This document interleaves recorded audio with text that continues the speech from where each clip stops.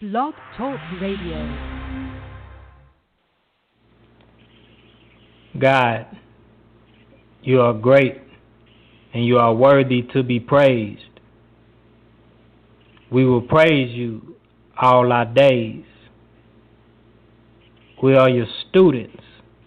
Teach us your ways, word by word, page by page. In the Hebrew we say, Elohim, אתה גדול ואתה ראוי לשבחים. אנו נשבח אותך כל ימינו.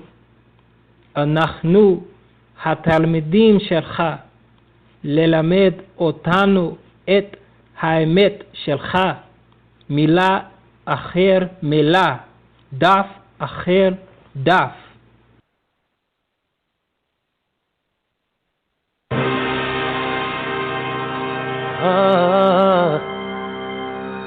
Yeah. It's Talk One's Talk.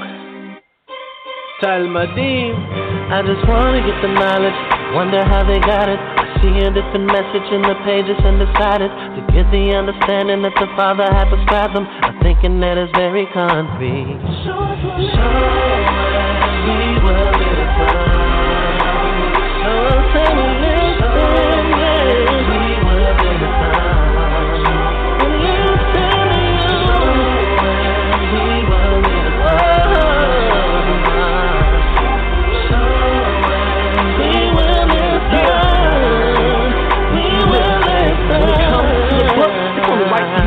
That they took can't change. Context is a must.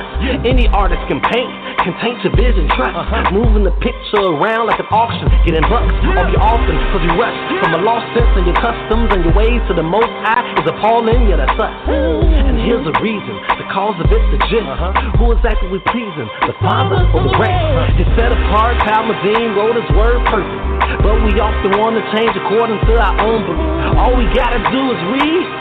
Dig a little deep, learn a little Ibrit. Ha-ha, Lord Shabbat Abba, Eloheinu Aga. All praises to the Father for bringing our knowledge further indeed. I can't start from the beginning and read and make sure it's not preconceived, the man.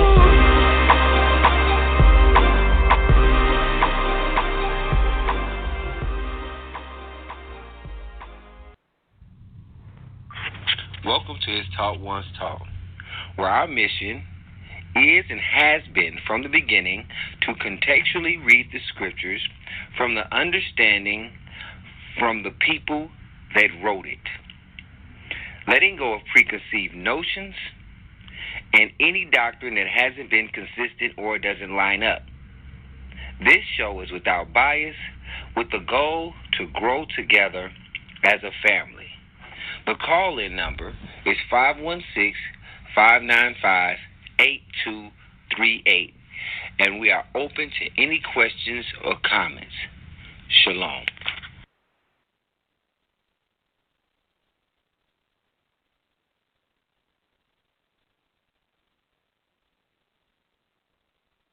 Shalom, shalom. We have another episode of His Talk One's Talk, contextually. Well, today we'll be going over 1 Kings 4 through 9. We have some good stuff coming out, things that we all seen. And just like always, if you have some questions or comments, press 1 to get in the queue. Press 1 to get out of the queue after you've had your comments. So then, therefore, we know whether or not you're getting back into the queue afterwards. The way this works, each one of us has a chapter. We'll go through our chapter. We will bring out our points, and then we would open up the floor for anybody else that has a question or comment. We'll try to be as decent and in order.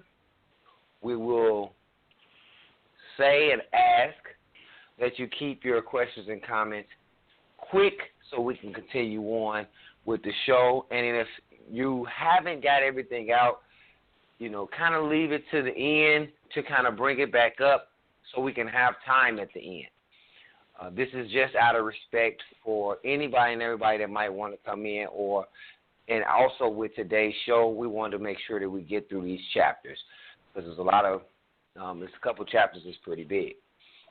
With that being said, I'll start my opening statement.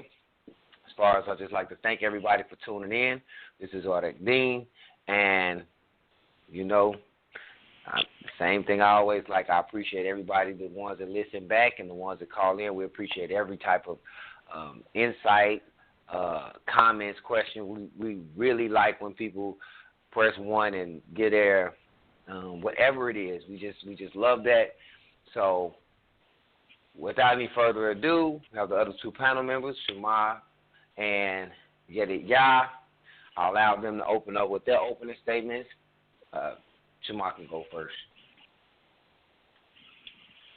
Shalom, everyone. Shalom, everyone. Let me know if you all can hear me. If not, I'll just switch off the Bluetooth. But, man, I want to first start off by saying I love the new setup that we have. I think that the mission statement was awesome that Ardak Dean did. And I also think that you sound like a native Hebrew speaking. Boy, that was cold. And I know the listeners can agree. They probably were shocked, I'm excited with the new season. I think we got a lot of things to come out that we're all finding out as we continue to go. YHWH has created a new group page specifically for the radio show. I don't know if I'm taking this shine by speaking and saying this, but I'll continue since I started. But it's called his Talk One's Talk Radio. So make sure that you join the group. It is specifically for the show. We also have a YouTube channel as well that we put specifically for the show. So what we'll do is take the whole show and we'll transfer it over to YouTube in hopes that we can spread it out more. What else? I'm excited, man. I think that this show is going to bring something out. I know I said it already, man, but without further ado, I'm going to leave it at that. I did. Yeah, I did do that. I just caught it.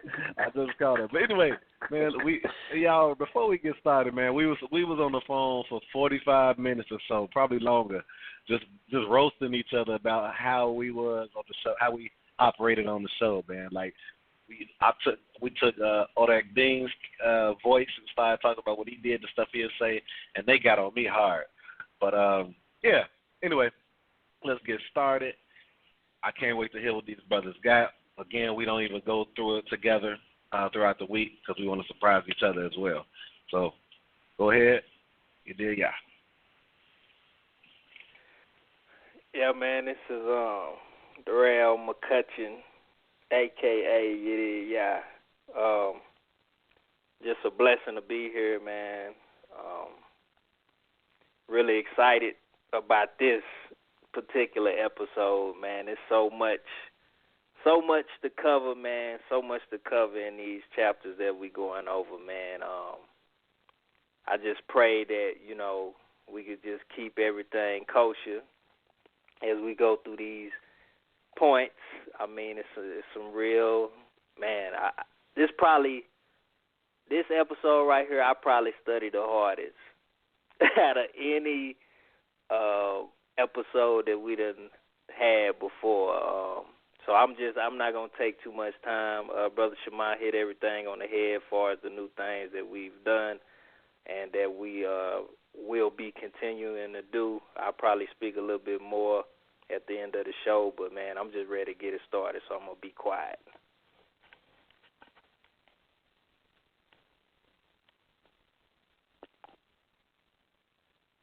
All right. Sometimes I be forgetting I'm on mute, so forgive me. I'm trying to stay on top of my muteness. Just like we said before, we're gonna just get into this to these chapters, and so we can maximize our time. That was our biggest concern. So I start off with chapter 4, and to be honest with you, I didn't have much for chapter 4, so I'll be real quick. in the first part of chapter 4, I'm going to do a little summary. It was basically people and their positions after Solomon became king. In verse 1, it says, and it came to be the king, Solomon was sovereign of all of Israel. Okay, and then basically after that, it says these are chief officials, and then it starts to name the chief officials and their jobs. All right, that kind of goes down all the way to about 20. All right, so that's a summary from 1 through 19. And I didn't have anything for that specifically. I didn't see anything, that struck out to me about that. So 20, it says, Judah and Israel was numerous as the sand of the sea, eating, drinking, and rejoicing. What I saw when I first read that was basically that they was at a good state at this point. If you remember with David, his father, Solomon's father, it was a lot of turmoil, war, inside fighting inside of the household. And if I'm not mistaken, David's life has been a life of war, running, hiding, conquering,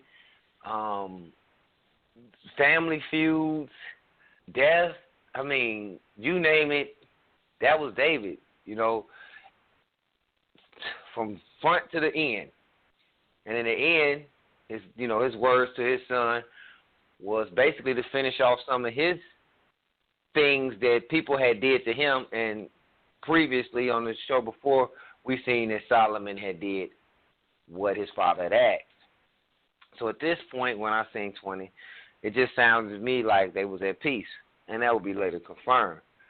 All right. I went down to 24. It says, well, he was ruling over all sides of the river. I'm paraphrasing, I'm sorry. Over all the sovereigns of the side of the river, and he had peace on all sides round about him. So that just confirms what I saw in 20. I later on saw it in 24. And in 25, and Judah and Israel dwell safely, each man under his vine and his fig tree, from Dan as far as Beersheba, all the days of Solomon. So it's peace, okay? Like we said before, they was basically beefing with the Philistines and everybody else around him. For the whole time, it seems like David was the king. I was going to say in office. But David was king. It was always turmoil. And that only goes along with the prophecy that the Most High said to him. All right? We went over that a couple times. The Most High said, hey, look, the sword ain't going to leave from your house, and you're going to have some problems for what he did to Uriah. All right? And so a lot of times people feel like, and this is, you see a flip now, but a lot of times people feel like, hey, David, did that. I mean, he was forgiven, but he did hit punishment. Okay? All right. Oh, there we go. 32. This was stuck out. He spoke 3,000 proverbs. He was talking about how wise Solomon was. All right. Oh, I'm sorry. I skipped one. 29. And Elohim gave Solomon exceeding great wisdom and understanding and a largeness of heart like the sand on the seashore. That's 29. All right. I wanted to point out the wisdom and understanding he gave him. Okay. This is something else I keep seeing. The wisdom and the understanding going hand in hand. Seem like it's needed, okay? Because he asked for one, he got the other. And then it says it grew. And the largest of his heart, all right? His heart is like the sand of the seashore. Inside joke. Really? All right. Really? And he spoke 3,000 and 32, and he spoke 3,000 proverbs. And his songs were 1,005. I mean, he has a lot of proverbs and stuff that wasn't even wrote down. He spoke a lot, and he had songs. Man, he had a lot that we don't even see. That was what I've seen in 32. And then in 34, and it came from all the people, the disciples of earth who had heard the wisdom and to hear the wisdom of Solomon. So basically, his reputation had grown of him being very wise, and it basically said the Most High had given his wisdom. So those are the quick things that I saw. Like I said, I didn't really see much. And I passed the floor to YHWH. Matter of fact, no, Shema, then YHWH, because YHWH's verse, he's going to go straight into his verse after that, and nobody goes into the queue. All right. So, I got just a couple things, and before I go into what I got, which is not a lot, I just realized something, y'all. I think that, I don't know if it was when I was talking to the brothers or if I brought it on the show. If I'm not mistaken, it might have been the show. But I'm reading from the version that I have right now, and I just figured out why chapter 5 has like 15 more chapters. It seemed as though they stopped at 20. Because I was wondering when Orek was reading, he went past 20. I'm like, 20? And then I happened to, when he said 29, it said the same, had the same verse. So in chapter 5, the first 15 verses in the version I have is the remainder of 21 through 35 or whatever on chapter 4. So I just put that out there because I think that was something we was talking about. I don't know why they did that. Whatever. All right. So chapter 4, I just had to bring out verse 2 real quick. It's something I wanted to bring out. It's dealing with the wording of what you did. YHWH brought out a couple things within these last few chapters, and I thought this was pretty cool. Like in my version, it says verse 2. Let me bring out the KJV version as well, because I know you did. YHWH's reading from KJV, and I'm sure a couple other people are too. Give me 1 second. I'm sorry. Okay. So 1 Kings chapter 4, verse 2. Okay. Now in KJV it says, and these were the princes which he had, right? And he described the names of the people that were his princes. In mine, verse 2, it says these were his ministers. And I think that y'all brought something out, but I found it interesting that it renders princes in KJV. Now, the Hebrew word is tsarim, which, that's a noun, so it's just talking about as these are the princes, right? But I see a connection English-wise with ministers and with princes, because in the version I'm using, like I told you, it says minister. But if we go back to 1 Kings chapter 1, verse 4, when Yah brought out when David was dying, and they had the virgin, which, by the way, I want y'all to write this down. The word for virgin is Bethula, okay? And it's the reason we're giving you these words so we can understand that they're not the same. And we've been seeing that all the way through the scriptures, that a lot of these words that we're using is not the same, like servant or prostrating or bowing and things like that. These are important things to know. So anyway, in 1 Kings chapter 1, verse 4, it shows a virgin, which is the word for Bethula, but it says she ministered to him. She ministered to him. So that minister, that word is sarath, which is a verb. She ministered to him, right? And that means serve. So I think it's a little correlation with these three different words, with the sarath being the ministered, the verb portion of it. Then you got the sarim, which in my version it says ministers, and I know KJV it says princes, which that word is sarim. So I just wanted to put that out there. I wanted to put that out there, kind of bringing it back full circle to what y'all brought out with the minister. Just so how we were talking about last week as far as he asked the question for those that's tuning in now, what is minister to you? So I just thought that was interesting. And that's all I really had in chapter 4. It was a short chapter, so I really didn't have anything. But I wanted to bring that out. All right, it's on me. Yeah. All right. Brother O, you did a great job covering this. Went through it real quick. Brother Shema, I'm glad that you hit on that princess. I had it in my notes and I took it out because I was trying to keep my notes to a minimum for the show. But I'm glad you hit that. You saved me. But yes, we can hear it. We can hear it in the words that they're constructed from the same word.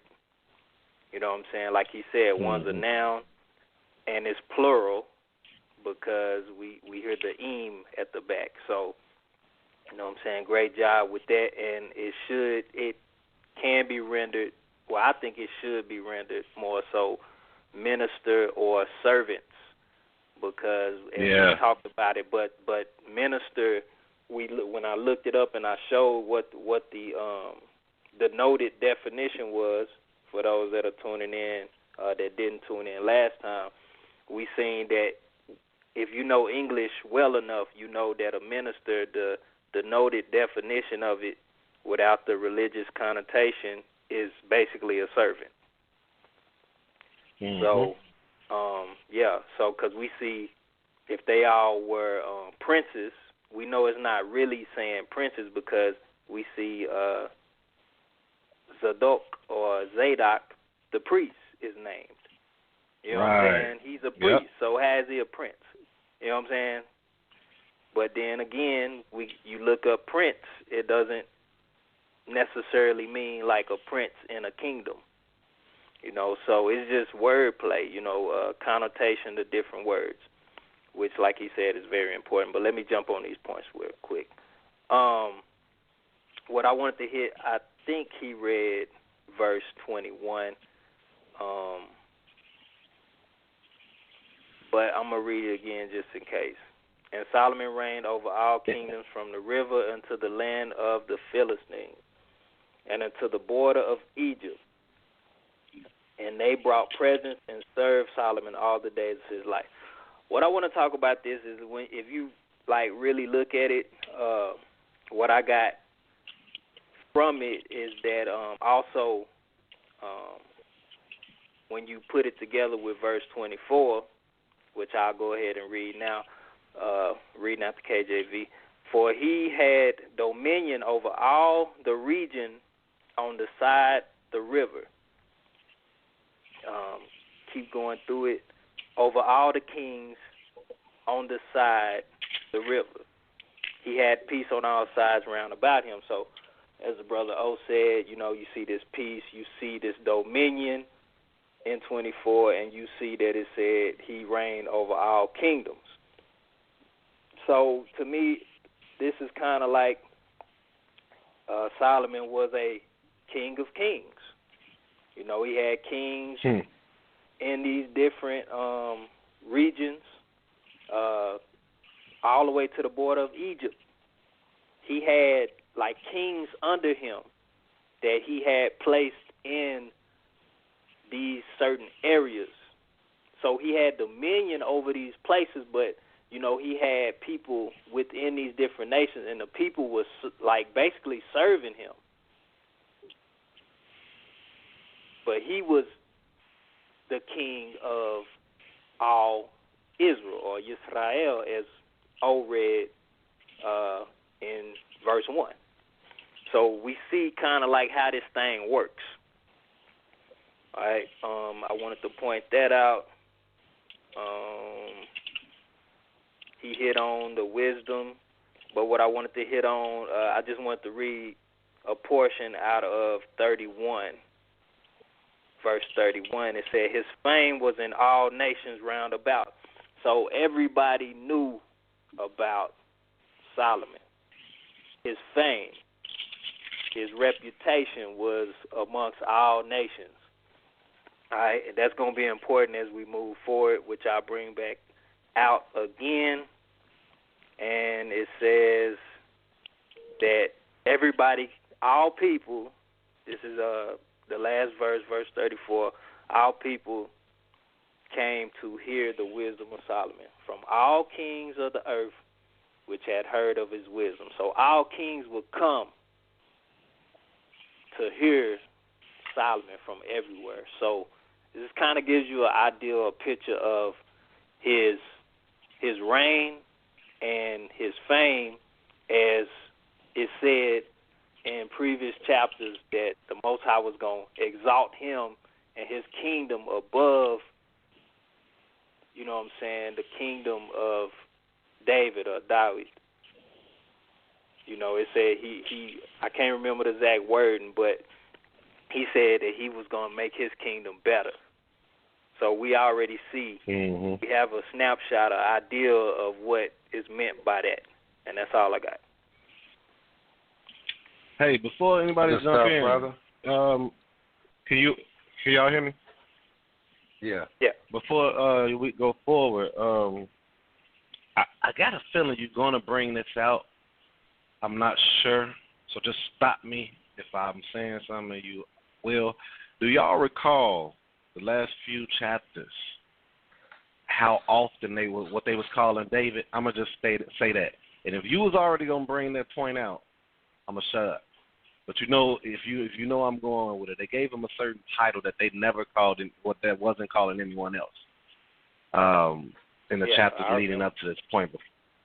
Okay, so were you about to say that? Or if not, can I bring it out? I'll bring it out right now. I just want to put that out there. If you weren't going to say that. If you want to bring it out now, that's fine. But you know me, okay. All I do is inflict my voice when I read it. Right. Okay, well, yeah. I wasn't sure if they said it going to the chapters going forward. But so what I'm just going to put out there, and he could elaborate on it more if they do, was they always said, what do they say, Lord King David? Am I not mistaken? And then Solomon as well called him that as well. So I just want to put that out there, that we saw that leading up to his death.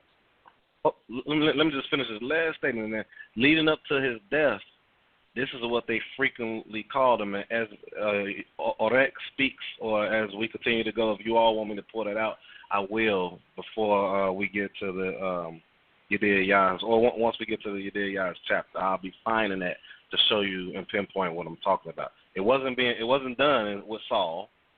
It wasn't done. You know, it was only done with David, what they called him. Even Solomon called him that. So go ahead, and then I'll look for some points to show what I'm talking about. Well, you know, I was just going to caveat on what he said. Basically, what they did, it seems that I just didn't see nowhere else through the Bible. Of course, David is the second king, and he's actually the first, I would say, righteous king that they had, because Shaul, kind of, did his thing. But they said they would talk about the Most High. They would say, the Lord of my Lord, right? So they would say, the Lord of my Lord said, da-da-da-da, and they would talk about the Most High, but then the other Lord they was talking about is David.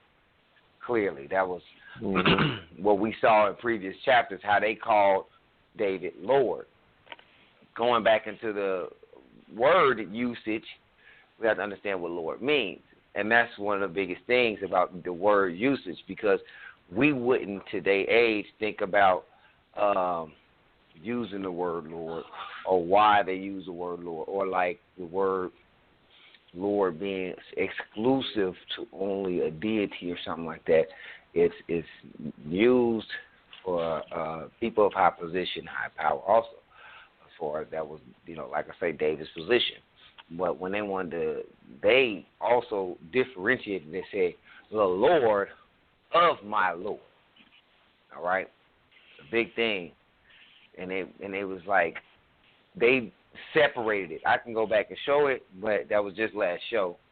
So if anybody, I'm not going to take too much time, but if y'all don't have time, go back and listen to the last show, or read chapters 1 through 3, and you'll see something, a constant thing, and you would know a separation, because it would say, the Lord of my Lord, David. Okay, it was a specific. All right, that's all I was saying. Yeah, so I found the point. So I'll let, if you did, y'all feel you need to go right into this chapter, you can. But I got, I just found 3 of them, like consistently within the within like 20 verses. It just pinpoints it. So let me know if you want when you want me to go to it. I don't want to take too much of your time, but it's just 4 verses or whatnot. Go ahead. All right. Whenever I go, I get to it. You can come in. Yeah. I try to leave the door open for y'all to slip in when necessary. Okay. All right. Okay. So going into chapter 5, I'm gonna try to be quick.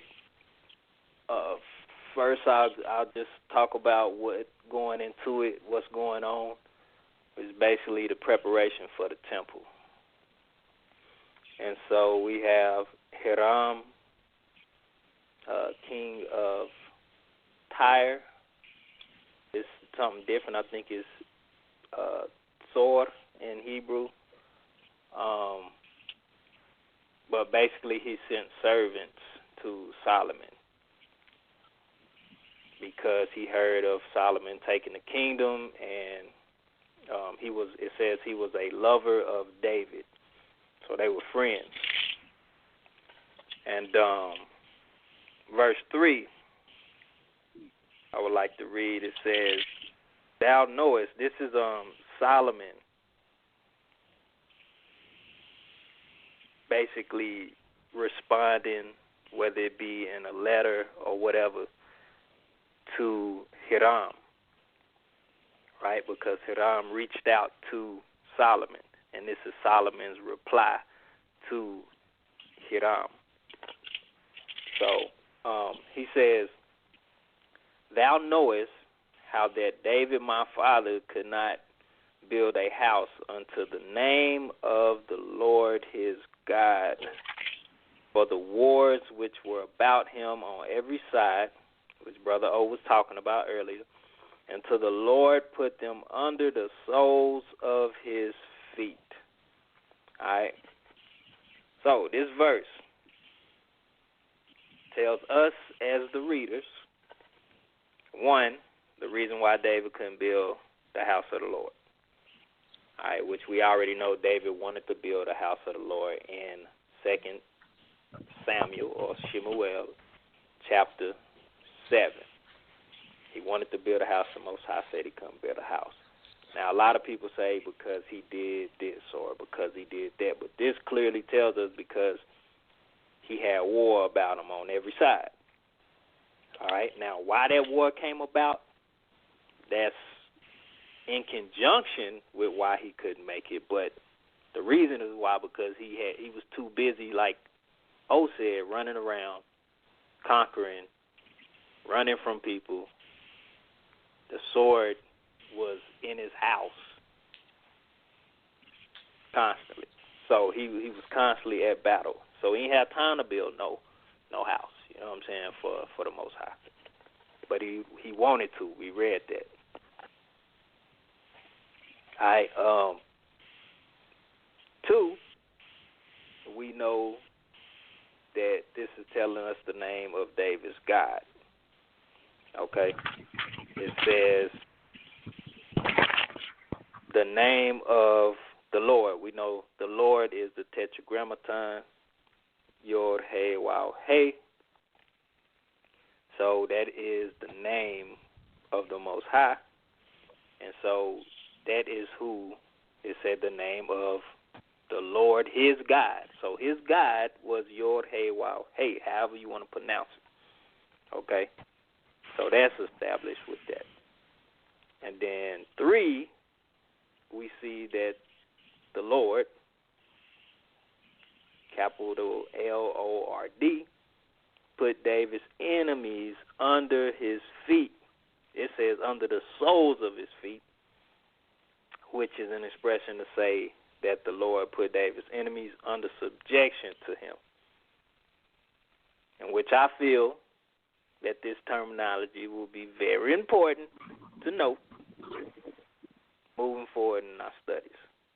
So note that if you feel like it's important as well. All right, verse 4. But now the Lord my God, again, we see Solomon now saying who his God is. Hath given me rest on every side, so that there is neither adversary nor evil occurring. Okay?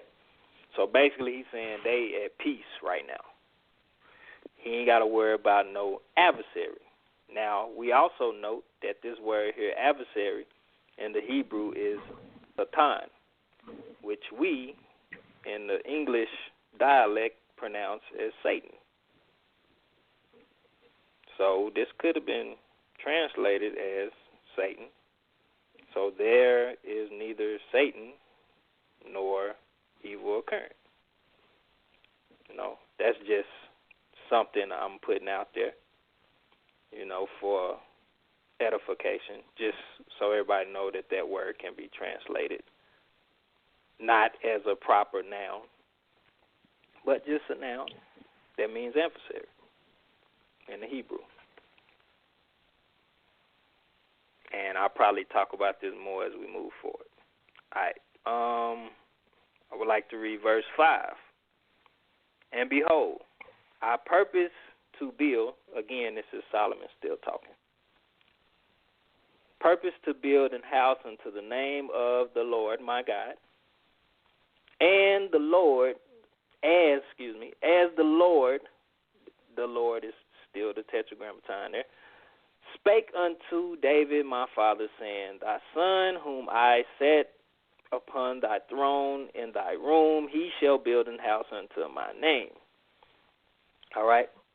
Now, what I got from the content in this verse is that Solomon, who we have just read in the previous chapter, Brother O's chapter, to be to be wiser than all men, as God, Elohim, blessed him with wisdom and understanding, as my brother pointed out, understood that his purpose was to build a house for the name of the Lord, according to a prophecy spoken to his father David. The question then becomes, what prophecy is Solomon referring to?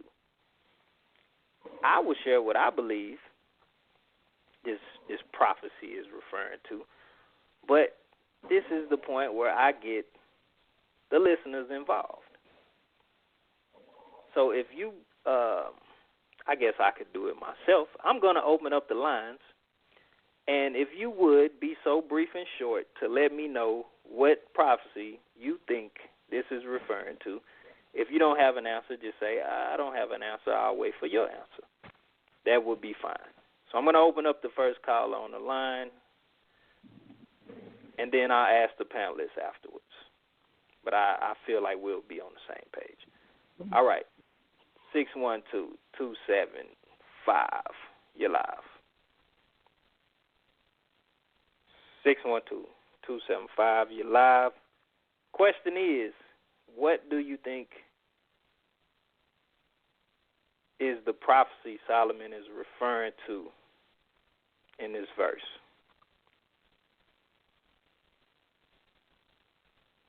All right. I guess they don't want to speak. So I'm going to go to the next caller. 443-815. You're live. I believe this is Brother Mercy. Hey. Happy Sabbath, gentlemen. Happy Sabbath. I was just listening on. I don't think I pressed one, but you didn't press I didn't one, press brother. one yet. You didn't press one. I just wanted to engage the audience real quick. What was the question? I was trying to listen on, but I could barely hear you, man.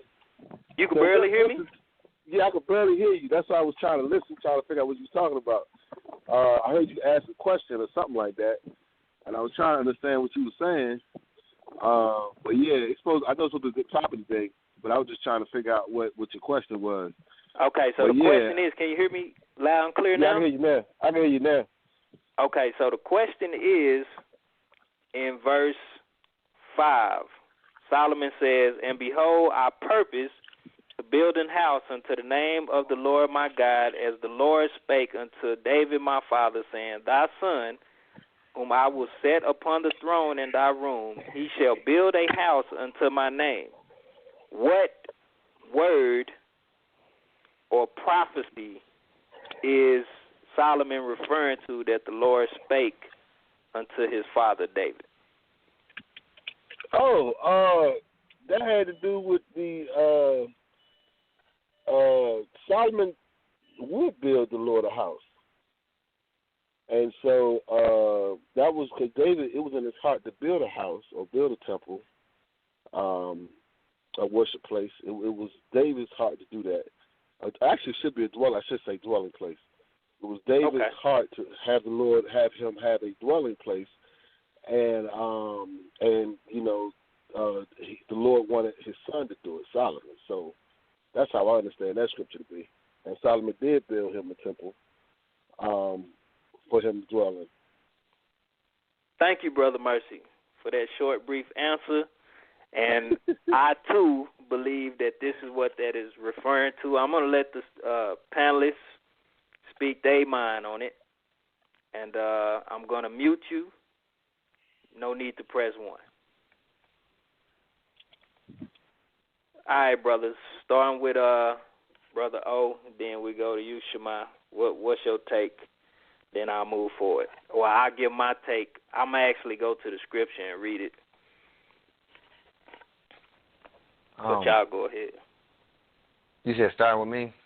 Yeah. Well, it was a scripture a couple books back. I can't remember exactly right off top. I'm pretty sure you're going to go to it. And I remember the show specifically because Brother Jeff was on the show. And it was talking about a house being built from cedar and this, that, and the other. And it was pointed out that this prophecy was talking about a literal house being built out of wood. I'm pretty sure you know the exact scripture that it's talking about. So, but that's what I believe the scripture is talking about. Thank you for that, Brother Shema.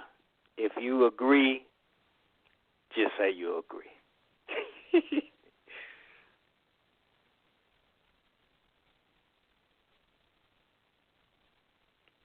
Brother Shema's on mute at this time, so we're just going to tell him he's on mute, and he's going to unmute his phone.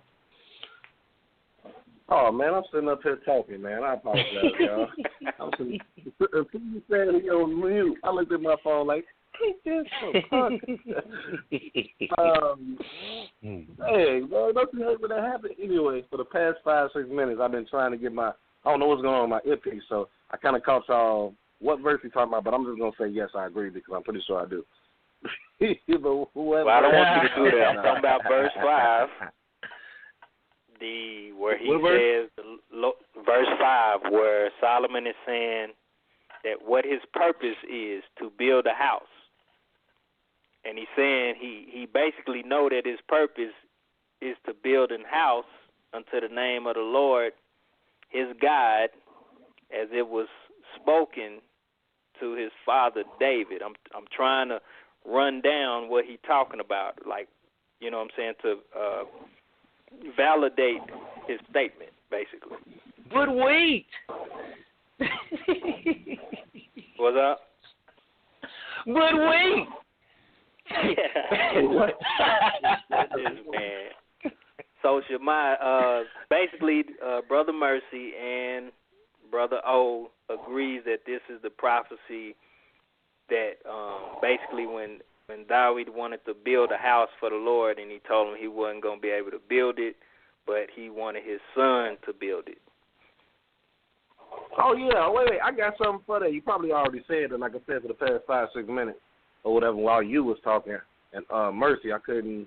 Man, look. Think about it, y'all.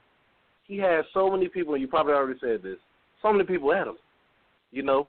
Now it's not, it's Solomon don't have anybody. Adam, everybody, it's peace. The enemies are not, let's say, standing right now. But go ahead, man. Yeah, I agree. This is dealing with, Yeah, I agree. I wanted to put that out. I don't know. I want to throw a little fire, throw a little log in the fire. I remember this prophecy being said somewhere else, but I don't think it said this. If I'm not collectively. But, hey, let me stay on task now. Go ahead. I'm trying to erase that from my memory. Keep on going. Show me the prophecy, brother. Yeah. All right, let's go to 2 Samuel, just so we can validate this thing and lock it in tight, But the brothers agree. But I just want the listeners that may be listening in online or listening back to the archive online. We gonna validate this thing right here. Signed, sealed, and delivered. All right. So 2 Samuel, I'm gonna start at verse 12. All right. I'm gonna read very carefully. And when thy days be fulfilled, this is the Most High talking to David or Dawid through the prophet Nathan, okay?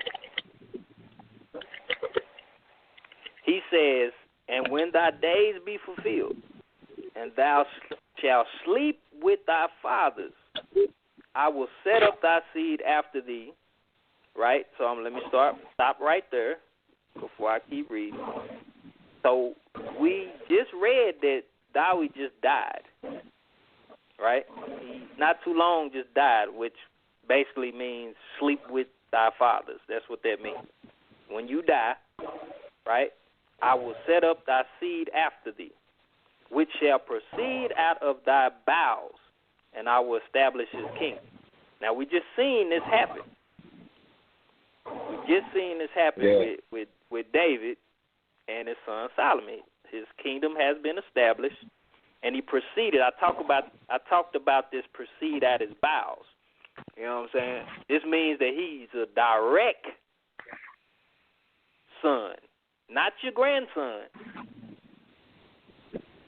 That means this your son. Okay? Yep. He shall build a house for my name, and I will establish the throne of his kingdom forever. Right? So he just talked about he will build a house. So we just see this son right here that came directly from his bowels, and he built a house unto the name of the Lord, his God. So to me, that's why I believe that this is talking about that. But later on in some chapters that we're going to read, the nail is going to be in the coffin, like Brother Mercy would say. We're gonna put the nail in the coffin. Ain't no coming out this coffin. Okay? Once we seal it. Another reason, if you read in verse 6 of the current chapter that we in, that I'm going over right now, another indication of this would be because it said, now therefore command thou that they hew me cedar trees out of Lebanon. All right? That's another indicator. Because we knew it was about some cedar. Because Dawid said that my house is of cedar and the Most High is dwelling in a tent. You know what I'm saying? So that was a direct reference to that prophecy as well. All right, I'm going to go down to verse 12. And the Lord gave Solomon wisdom as he promised him. And there was peace between Hiram and Solomon, and they two made a league together. It's how it reads in the KJV. That word league is brit, which is most of the time translated as covenant. I don't know why they put league there. I know most people probably don't even know what the word league means in that context. Because when I think of a league, I'm talking about baseball, basketball, football league. Right. You know what I'm saying? So, you know, that sometimes this could be a little tricky with some of these words. Just as time has went by and we use words differently than they used back then with the King's English. right? So we got to evolve with the times when we using words.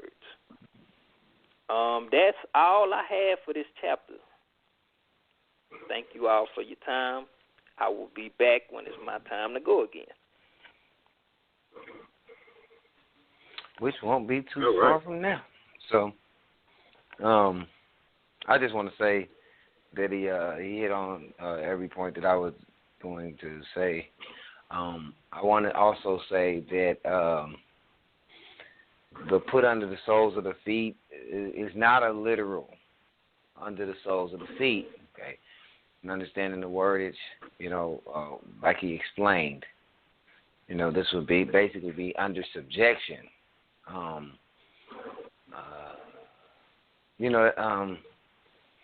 So understand that this worded, used, keep that in mind as we keep going forward. Metaphors. That's all I really wanted to point out. Basically, what that actually means. Okay, it's not the fact that he's standing up and all his enemies, he's just walking on them literally. So we have to understand verbiage. Okay, and y'all always use the word, but I can't think of it right. Saying something about literature and something, and algorithms and all them big fancy words. I really don't be knowing like that. But that's basically what this is, right? And that's all I had on, for this. That's all I had. Well, I got something. Not sure. I'm not sure if I heard y'all mention it, but what I'm going to do, I'm going to read. It's verse 17 in my book, but I think it's verse 2. Wait, 1, 2, 3 in KJV. But I'm reading it from my version. So, it said, and I know y'all went over it, but I'm about to take us back to 1 Kings 1 and 29, because this is what I said I wanted to show y'all. I said to mark this down when I had that chapter. I think I had that chapter. Well, somebody had it. But I said mark this down, and when we go forward, you're going to see the connection. It says, you knew that my father, David, was not able to build a house for the name of Yahweh, his Elohim, because of the war that surrounded him. The war that surrounded him. Until Yahweh would subdue our enemies under the soles of my feet. Right? I'm going to go ahead and read 18 in mine, but I think it's like 4 in yours. And now, Yahweh, my God, or my Elohim, has granted me rest on all sides. There is no adversary and no misfortune. Right? Now, let's go back to 1 Kings real quick, everyone. Go back to 1 Kings 1 and 29, I think it is. 29. 1 Kings 1 and 29. Okay. Now I'm gonna go up. I'm gonna read 28. And this is actually. Now I wanna say something right here. When this speaking, we see that it's saying when he says something, it's just saying to King David. So I might as well bring my points out that I wanted to bring out. That I thought y'all was gonna bring me in at some point. So I'm going to go ahead and go to that after I say this real quick. But it says, then King David answered and said. So we don't see this Lord that I was talking about, right? But what I'm seeing is it's only when he's speaking or talking to just say to King David. So let's read 28. Then King David answered and said, summon Bathsheba to me. She came before the king and stood before the king. Verse 29. The king swore and said, so keep saying the king, as he speaks, but when somebody else talking to him, watch what they say to him. I'm going to bring that out after this. But verse 29, as Yahweh lives, who has redeemed my life from every trouble. I want to pinpoint that because now that verbiage that Orech is trying to bring out to y'all, that we need y'all to pay attention to, that is just like a shining light right now. All this is connected, man. That verbiage we're familiar with that verbiage. In the truth, we're familiar with that verbiage in modern Christianity. But when you contextually looking at what it's talking about and see how he redeemed him from every trouble, and then you go on to Solomon, and Solomon is saying to you in right here when he says that our enemies will subdue under the soles of our feet, or my feet, it starts to ring a bell, right?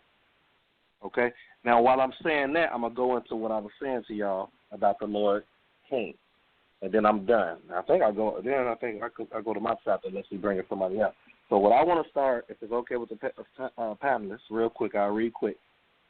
We're gonna start in chapter 1, and I think that it was doing this for a reason. I don't know why it started doing this. Correct me if I'm wrong, Oresh. Correct me if I'm wrong. You did, y'all. But did y'all catch this before 1 Kings? Like that verbiage of Lord King David?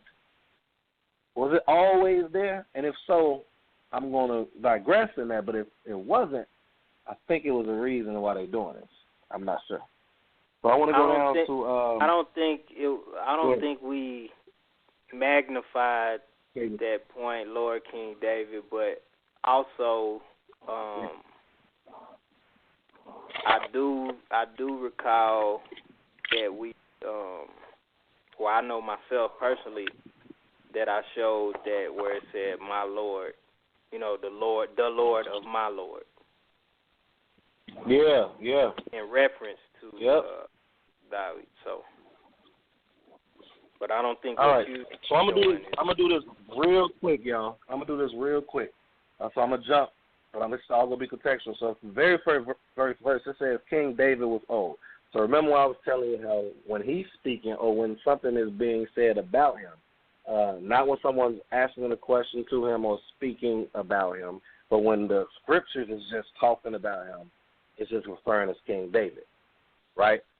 So verse 1 says, King David was old, advanced in years. Now I'm going to go down to the verse 2 real quick. It says, the servant said to him, let there be salt for my Lord the king, a young virgin. So we're seeing when the servants are speaking of their king, they say, my Lord the king, right? You go down, finish this verse out, it says, who will stand before the king and be his attendant, she will die in your bosom, and it will be warm for my Lord the king. Let's go down to verse 17 in chapter 1. It's talking about, this is Bathsheba. It says, she said to him, my Lord, you swore to your maidservant by Yahweh. Okay, I'm not going to keep reading through, but I just want to show you what people are calling him. Okay. Then you go down to verse 24. Verse 24. And it says, Nathan said, my Lord the king, have you said, Adonijah will reign after me, and he will sit on my throne? Okay, I just want to point it out, so we're going to keep going real quick. All right. When you go down to verse 26 in chapter 1, it says, but me, I, your servant Zadok, the Kohen, Benaiah, son of Jehoiada, and your servant Solomon. So now we see Solomon is his servant, even though that's a son. He did not invite. So we know that Solomon was his servant. Okay? Being his son, but still a servant. And what are his servants calling him? Verse 27. Can it be that this matter has come from my Lord the king? Go down to verse 31. Bathsheba bowed down to the ground and prostrated herself to the king, and she said, again, this is what they say when they speak to him, may my Lord, King David or David, live forever. Go down to verse 36 or 37. This is son of Jehoiada, answer to the king, right? So just as Yahweh was with my Lord the king, so he be with Solomon. And he make his throne, this is what Yah was talking about, his throne even greater than the throne of my Lord King David. Okay, I just got to take one more. I want to pinpoint Got me doing that. Oh, that got me doing that. All right, verse 47, man. It says, and the king's servants, so we already pinpointed who's the servants, even Solomon was a servant, have come to bless our Lord, King David. Go down to verse 51. Let me keep reading that part. Saying, may God grant Solomon a reputation even better than your own reputation. And may he make his throne even greater than your throne. This is connecting to what Yahweh was saying. And this is the last one that I'm going to read. 51. It says, Solomon was told. So we know. I've been showing you when somebody is speaking to David what they call him. Okay, so what do they call Solomon? Or what do they say about Solomon? Or what do they say to Solomon? Verse 51. Solomon was told, saying, behold, Adoniah is afraid of King Solomon. And behold, he has taken hold of the horns of the altar, saying, let King Solomon swear to me this very day that he will not execute his servant by the sword. Last one, 53. No, I don't have to read 53. But I just showed you the difference of how they approach these two different kings and what they call them. So we see this, my Lord, and that's what I wanted to bring out. That's all I got, y'all. Hopefully I didn't talk you out of that.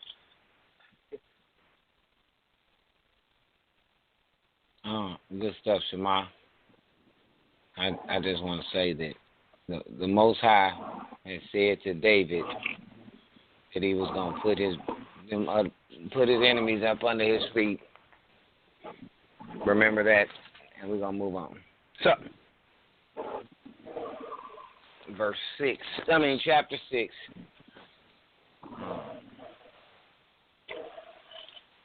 I forgot who that belongs to. That's mine. That's yours? Well, go ahead with your chapter, brother. Well, there's a little side. What's how you say that? What's the word I'm looking for? An insider right here, but chapter 6. Speaking of the temple being built, I'm done. No, the whole chapter in chapter 6, everyone, is basically he's building a temple. I mean, it's just talking about the steps that he took. It's not really. I didn't really have anything in this chapter, to be honest with you, because that's all. When you go through it, that's all he's doing is showing the preparation of it.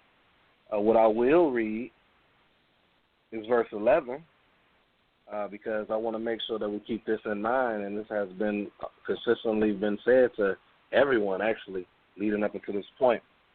But it says, the word of Yahweh then came to Solomon, saying, this temple that you build, if you follow my decrees, perform my statutes, and observe all my commandments, to follow them, I shall uphold my word with you that I spoke to David your father.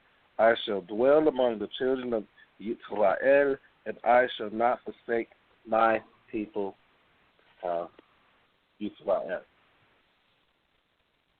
I just wanted to read that part. Now, before, it's really nothing to finish. But what's y'all take on that one right there? Because he said, if you follow these things, he said he won't forsake them. So do we see, because remember that it speaks on, it always says, well, I ain't going to say always says, so correct me if I'm wrong, he will not forsake, right? And we see that it's a condition right here. For Israel as a whole, now I know it was always a remnant because I'm always speaking on that, but Israel as a whole, do you think that they were forsaken from a standpoint of, in comparison to the scripture, what he's saying right here, because of them not continuing in his statutes and observe all his commandments and decrees and things of that nature? Because it's the flip side to what he just said, right? And with that, that's a question to the panelists and also a question to the listeners if they want to come in. But like I said, this whole chapter is just dealing with building the temple. Really don't have anything in chapter 6, y'all. Okay, if you don't mind, I'll say something first. Your question was basically, as a whole, do you feel like Israel was forsaken? That was. Let me make sure I got the question right? Yeah, as a whole, as a nation. Okay, I'm gonna go to I'm gonna go back to one of my favorite verses. I'm gonna go backwards, right? So we were just talking about basically how it's leading up to that forsaken part. I'm talking about if your sons follow my laws, and that I'll always be with you, right? Okay. I'm gonna go back to a prophetic word real quick that was spoken by the Most High in Deuteronomy 30. All right, and it says, shall be, when all these words come on you, the blessings and the curses which I said before you, and shall bring them back in your heart among all the nations where Elohim drives you. And turn back to Yahuwah your Elohim and obey his voice according to all I command you today with all your heart, with all your being, you and your children. So this is a turning back, too. So there's a condition of not leaving, but you see here that they're going to leave. Okay? It says, when all these come upon you, the blessings and curses which I set upon you, then I'll drive you back. And then it says, and you shall turn back to. All right? And he shall turn your captivity, have compassion on you, gather you from all the peoples where he has scattered you, basically. And I'll paraphrase real quickly. My point being is, I'm going to go back to the actual verse that you're talking about. I'm going to say, all right. I'm going to that's down. I'm sorry. I think I skipped it. Oh, I pressed the wrong one. Okay. All right. And 12. Okay. It says, this house that you're building, if you walk in my laws and do my right will, and shall guard all my commands and walk in them, then I shall confirm my word which I spoke to your father. Right? And I shall dwell in the midst of children of Israel. This is them as a whole, and not forsake my people Israel, like the whole nation, not just forsaking one person, or David and it's the condition, like you said. But if you look at, like I say, Deuteronomy 30, I don't think it's forsaken as far as like he's never around, because we'll see later on. He never leaves, but the forsaken part to me, I see as far as like not having your back. That's what I feel like the forsaken part. It's not like he goes anywhere. He can't go anywhere. You can't go anywhere for the Most High. But forsaken is like, all right, I'm not with you, man. I'm not rocking with you for what you're doing. I'm not blessing your every move, this, that, and the other. So according to what he said was going to happen, and this is just staying in context, it's not even going forward, but what he said is a prophetic word said was going to happen, that they was going to go and not do what was right. And he was going to basically forsake them. And then, according to the prophecy in Deuteronomy 30, then he gathered them back. Okay, so the Most High already knew they was going to break it. And he had a provision set in stone on how they was going to get back. And I'm going to stop right there. And that's the answer to your question. Well, for me.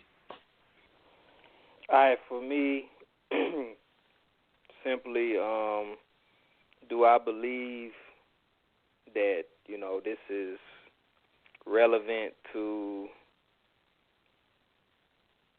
whether or not the Most High will forsake his people if they do not do accordingly? I do believe that this is what is implying. If they don't walk in his statutes, if they don't do what they were set out to do, this, I believe, will be elaborated in some of the next chapters that we're going to go into. But for right now, I will say yes for that, simple and plain. And for me, forsake means in Scripture to basically withdraw his aid or the light of his countenance. And I'm pulling that from the Webster 1828. It's a very good dictionary to reference because it references Scripture in its definitions. And it's an earlier dictionary, Webster 1828. And it renders definitions.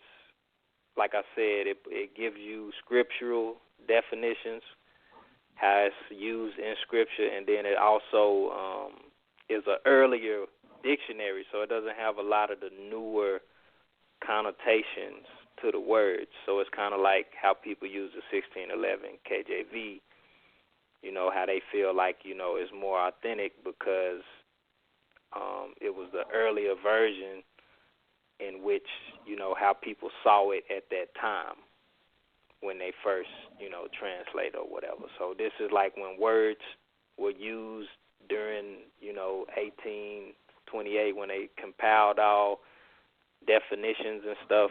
This is what the words meant at that time, you know. But now, you know, we take words and they mean something totally different now.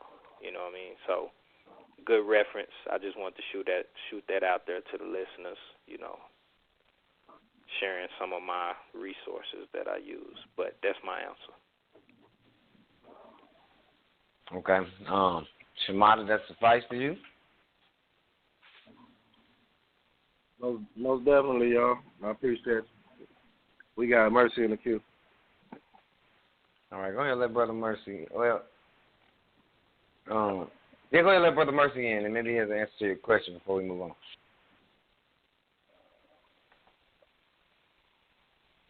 Yeah, brothers, Shamar, that's a good question. And I think the answer to your question is found in verse 12.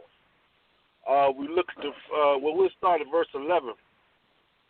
It says, "Now the word of the Lord came to Solomon, saying, concerning this house which you are building." So the condition applies to the house. So in other words, if he doesn't keep these statutes, the house will be destroyed. That's what this scripture is talking about. Now, in order to keep this house up, you got to keep Yahweh's commandments. If the minute you stop keeping Torah, this house will fall. That's what he's saying. It's real simple terms. We're not going to have a house even built if we don't observe Torah. And if we don't observe Torah, the house won't continue to stand. That's what he's saying, only pertaining to the house. So, you know, some people feel when the house is destroyed, that Yahweh forsaken them. But some people, their whole thing is intangible things. But at the same time, he just letting you know that the only way you're going to keep this temple standing if you keep this condition. So your question goes to, does he forsake us? I don't believe he ever forsakes us, but our signs, we won't have signs of his love. In other words, this temple was a sign of his love, a dwelling place on earth, a place that we could go meet him. See, this temple was a place we could go meet the Creator. So it was a sign of his love towards us. So we won't see as many signs of his love if we don't observe Torah. That's why only signs we got are the ones in heaven, which is the rainbow. You know, the ones that man can't touch.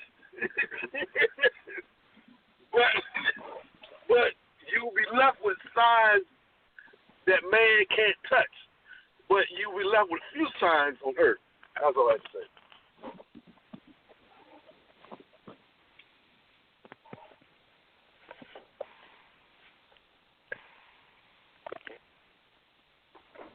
Yeah, that was real good. Yeah, that was good. That was a nice addition to what everybody else was saying. We appreciate that, Brother Mercy. I had one little point at the end before we move forward, which is at verse 38. It was just that last thing that I wanted to point out. It's nothing big. It's simply that, you know, we see how the Hebrews basically the names of the months for the Hebrews. As we read in 38, it says, and in the 11th year, in the month of Bul, which is the 8th month. And that's something, if you pay attention to as we move forward, you'll see throughout these few verses, like in verse preceding 38, 37, it says, in the month of Ziph. So that one is, I believe that was, what month was that?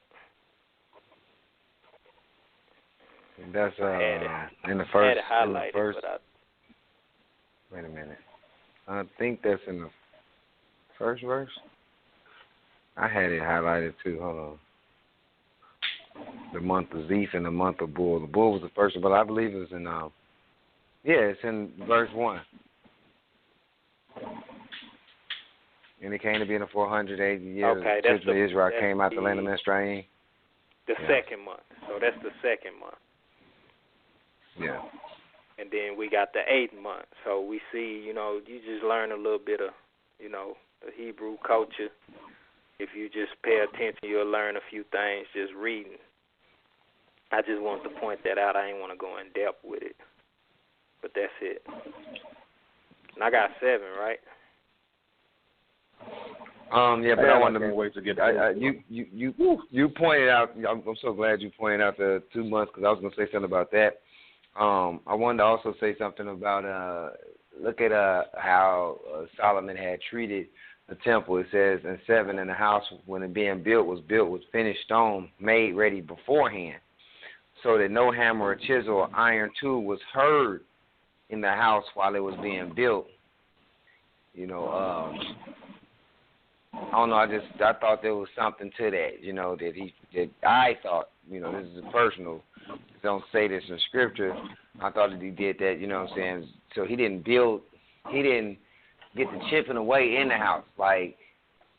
And if anybody actually knows how, I did some work on houses and stuff growing up, when I was younger, and say like you do a wall or a door or whatever, it's mess, okay? When I would say, when you're cutting out a wall or you're putting up a door, stuff like that, and you're doing all this other stuff, it's like dust, it's things, and I'm not even going to lie to you, sometimes it takes times of cleaning to get that dust that's embedded in your carpet or on your floor, in the corners and the cracks and crevices of it, out. You know what I mean? You might see some dust in your corner from doing a wall. We talk about months later, and you clean up, once a week or whatever. It's just hard to get everything down. So I felt like it was a very intelligent thing to do the work outside and bring it in, because that chiseling and stuff, you don't have extra pieces of stone laying around that you trying to clean up the house of the Most High later on. That's probably coming from me as somebody that actually, built and worked on stuff. Okay, he hit on that. That was it. That's it. He hit on what I was trying to say, and then the 2 months. So, all right, you got the floor. Yeah. That was a good point. I done did some construction work myself too, and you're on point with that. So I just want to say that was a good observation. All right, we're gonna jump into chapter 7 real quick. Ain't much in here. Just basically a continuation showing that, after he finished building the house of the Most High, he began to build his own house. So, kind of like in conjunction of him building the Most High house, he building his house, and that's what basically this chapter covers. The only thing that I had 2 points. If you brothers have anything other than this, you could wait till I finish, because it's real short, and then y'all could jump in. All right, so verse 13, I just wanted to read this, 13 and a little bit of 14, just so we can get a little more insight on who Hiram was. So it say, and King Solomon sent and fetched Hiram out of Tyre. He was a widow's son of the tribe of Naphtali, and his father was a man of Tyre, a worker in brass. So that's just a little background on who this person was, who we see is has this relationship, was a lover of David. So we kind of just get a little background on him. And then I wanted to also point out, and I think the last verse of the chapter, which is 51, it says, so was ended all the work that King Solomon made for the house of the Lord, and Solomon brought in the things which David his father had dedicated. Now, if y'all remember when we went over some chapters, we saw that when David had took some of the spoils of war, or as in some versions say booty or whatever, he had put it aside. I remember it said he had put that stuff aside. So he was already preparing. He knew, like, why would, I got to say this, I'm sorry, y'all. Why would David put stuff aside and not think that the son the son that was going to come directly, not his grandchildren's grandchildren, was going to build a house for the Most High? Why would he put something aside knowing that it wasn't going to happen immediately? So I just wanted to point that out. You know, he had put that stuff aside knowing that the son that was going to come from his loins, his bowels, meaning his direct son, was going to build his house, in reference to the context of the content that was being spoken of by the Most High concerning prophecy. That's my take. Like, I mean, that's all I'm gonna say right now, man. But that's it, man. That's all I got.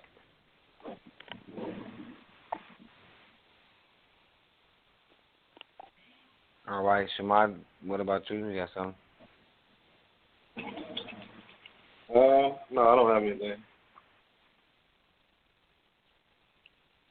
I seen one thing and that I wanted to kind of talk about, just, and I kind of ran over it just now, so I was kind of like, man, I read something else about this. Kind of caught my eye. It said in 8 in the house where he was to dwell in, the other courtyard within the hall was like workmanship, and Solomon made a house like this hall for Pharaoh's daughter whom he had taken. That's ISR's renderings in KJV, who had taken to wife, it says in KJV. But I want to know, is that to wife in the original? Because I haven't seen.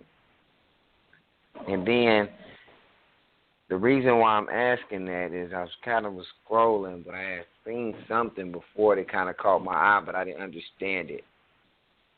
And now it's kind of raising my little antenna. If I come across it later on, then I'll bring it up. But if not, just remember 8, and that's all I had for that. And if it comes up to mind, I'll just, I'll go back and say, this is what I was talking about, and see what y'all think. So that's it. So Shema, you had 8. So you have the floor. Do we have anybody that wanted to come in and say anything in regards to the chapter before I get started? Anybody else listening? Because this chapter is going to be a little heavy, y'all. Just a little bit. I won't be long, but, man, I just posted on Facebook just now. And I had said, I know this definitely going to be hard to let go, man, but after hearing this contextual episode we are doing, I don't know. If you don't, then context is definitely being ignored. With these brothers, the Most High is going through these scriptures with us and these brothers, man. I say these brothers, I'm talking about these two that that I'm working with is amazing, man. It's like I don't understand how we are ignoring the context, man. Like I don't understand it. But without further ado, let me just go because I don't see anybody in the queue. First off, I want to start by bringing out the very first two verses, and I'm going to read it.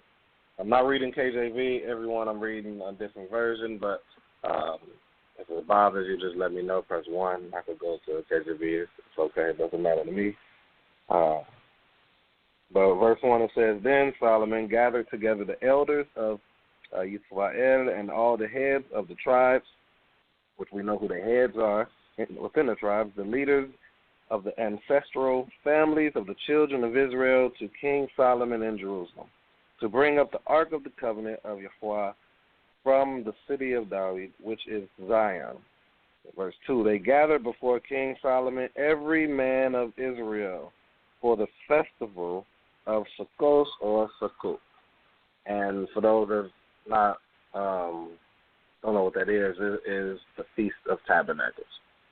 So we see that Solomon is already, we see that he's starting off keeping with the commandments. You know, we got all the men, the leaders, they're meeting and they're preparing for this feast.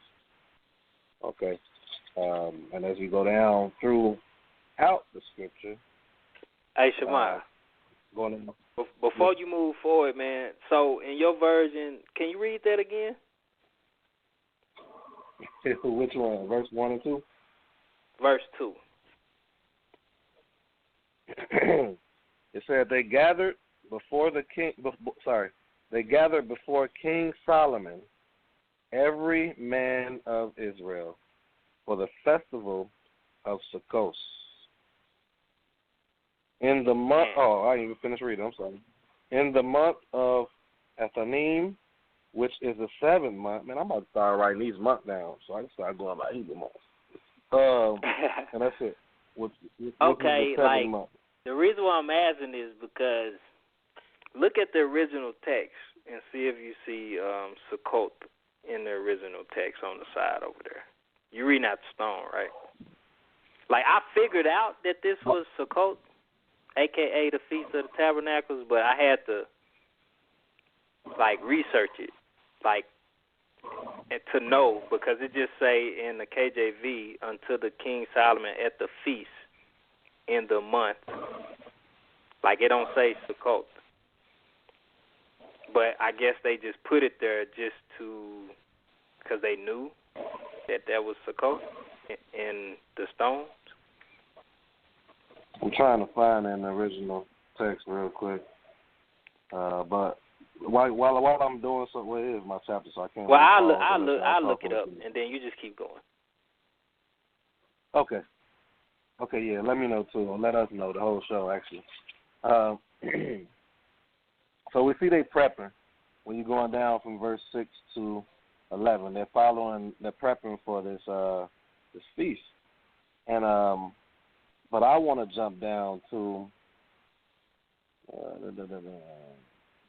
I want to go down to verse 14. I can start there. It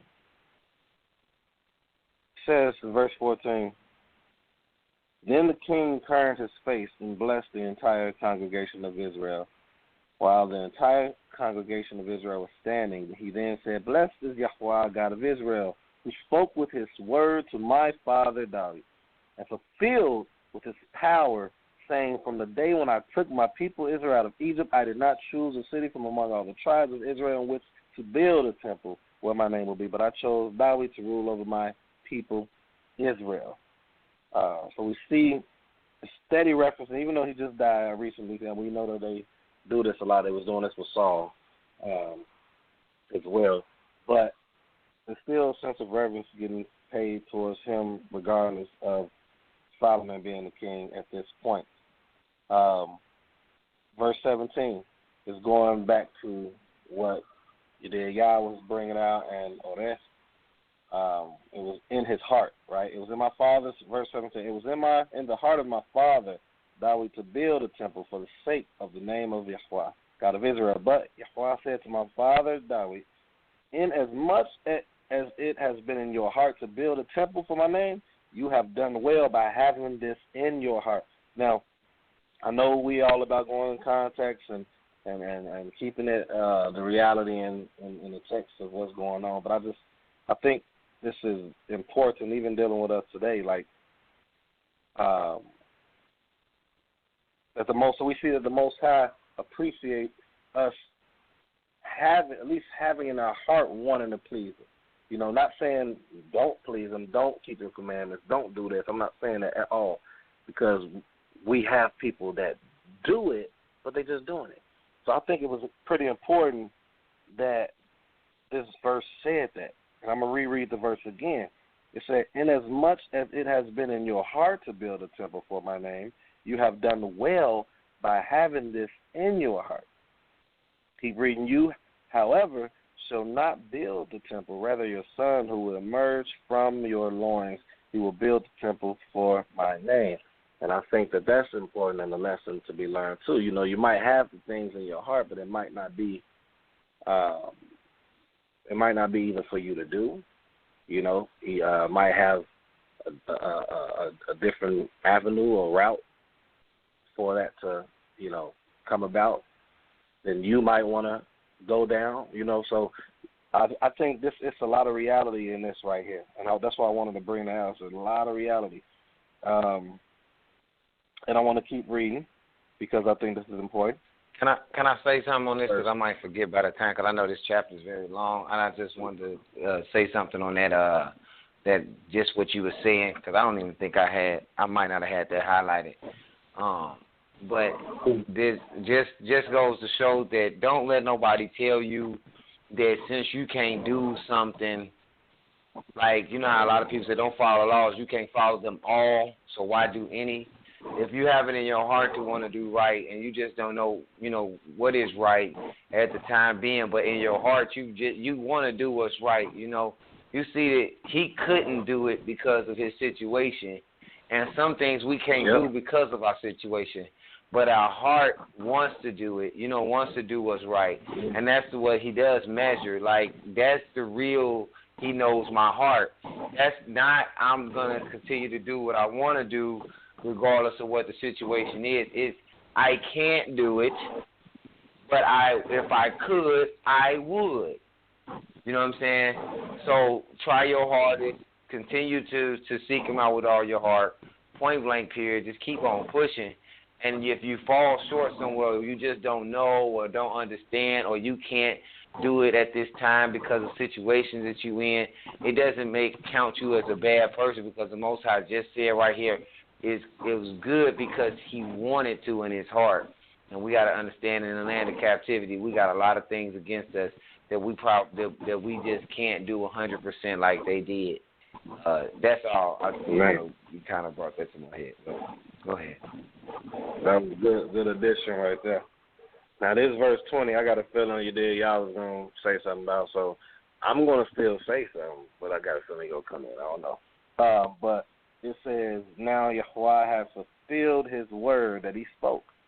For I have risen in place of my father David, and I sit on the throne of Israel as YHWH spoke.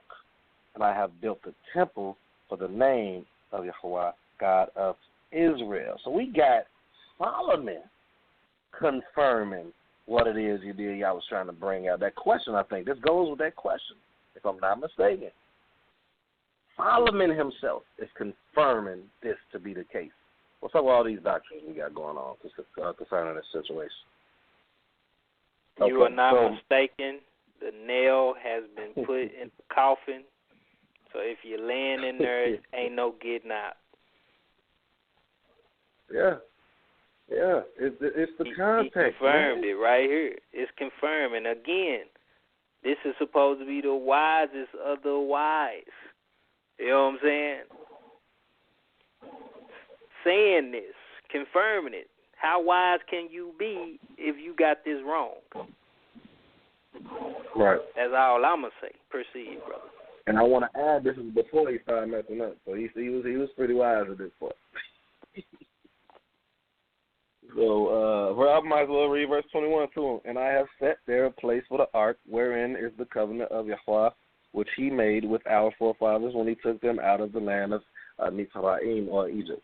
So, this is him confirming the question that we're asking, the question that, not even a question, the assertion that most have used. But I ain't going to go, we're not all the way there yet, but we're in context, this is just answering what we've been talking about. Nail in the coffin, that's done. But I want to keep going down. And I'm not going to read through like that, y'all. I just wanted to go to some good points, 23 through 20. There we go. I got to stop doing that old stuff. 23 through 25 is pretty deep in my opinion too. So I'm gonna read it. I started 22. It says, Solomon stood before the altar of Yahweh in front of the entire congregation of Israel and spread out his hands toward heaven. He said, Yahweh, God of Israel, there is none like you, O God, in the heavens above, nor on the earth below, who preserves the covenant and kindness for your servants who walk before you with all their heart. Okay, so we that I always speak on the heart stuff, man. For you have preserved for your servant my father Dawid. For you have preserved for your servant my father Dawid all that you have spoken to him. You spoke with your mouth, with your power, fulfilled this very day. Now, last chapter, I believe it was, or 2 chapters ago, I think I was showing you how they were saying, my Lord the King. And then they placed Solomon, when they was talking about the brother who did not invite the priest and didn't invite Solomon, they labeled Solomon as a servant of Dawid. So the Lord my King, that would make Dawid the Lord of his servant Solomon, my Lord, the King.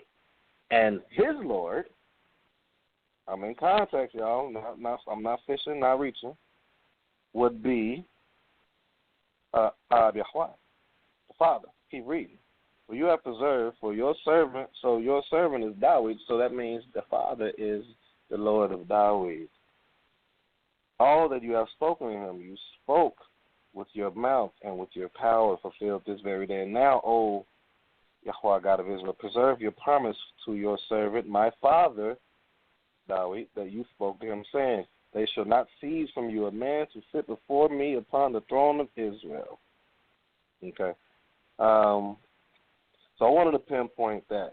I wanted to show what Dawid was to Elohim, which was a servant. And then what we showed in the few chapters before this, we showed that actually Solomon was a servant, even though he was a son of Dawid, but he still was a servant, as the rest of them was, who were calling my Lord the King. Did anybody have anything to say before I continue?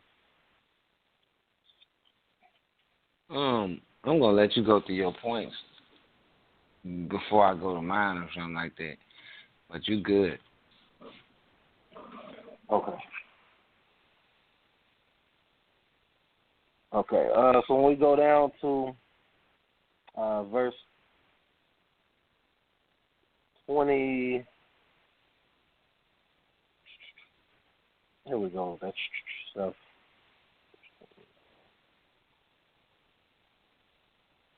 Okay, so at this point we're seeing that the temple that was built, correct me if I'm wrong, we're seeing that Solomon is speaking on prayers towards the temple, being heard, things of that nature.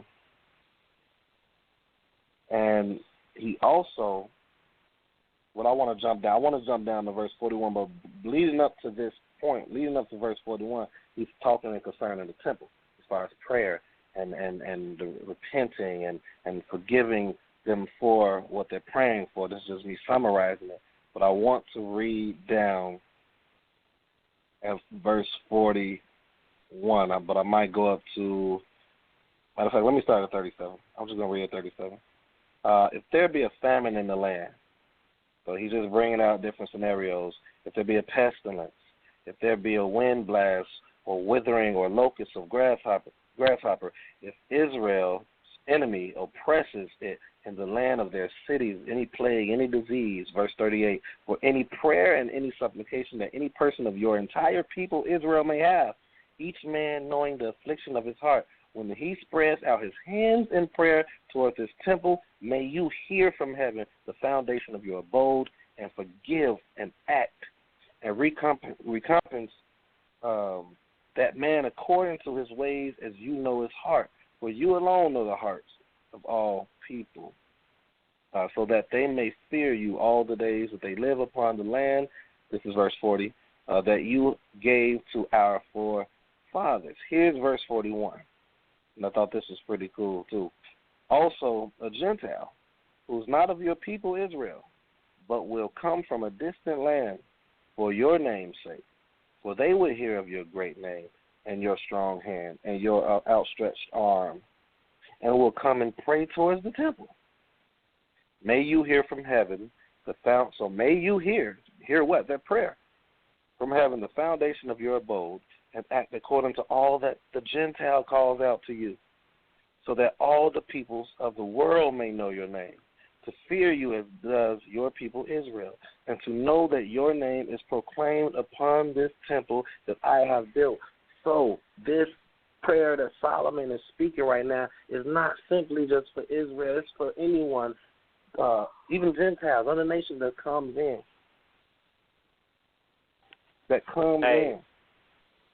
Before you move forward, I want to say some. I want to say two things, if you don't mind. First thing, because this is part of my points, and I'll just let you go ahead. I ain't gonna say nothing afterwards. But first, I wanted to say, it's three things. But in 27, I know you ain't hit this one, but it says, but will God indeed dwell on the earth? Behold, the heaven of heaven cannot contain thee. How much less this house that I have built? So it's understood that, I just want to point out, it's understood that Solomon knows that the magnitude of Elohim is not able to, fit. He's not just sitting in a temple. You know what I'm saying? He knows it. So it's just a token. You know what I'm saying? Like Brother Mercy was saying, it's to show that the Most High is with them.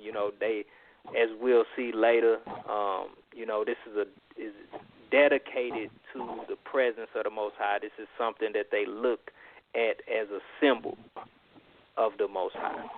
Not that the Most High is just sitting inside of a temple in between the cherubim on the ark.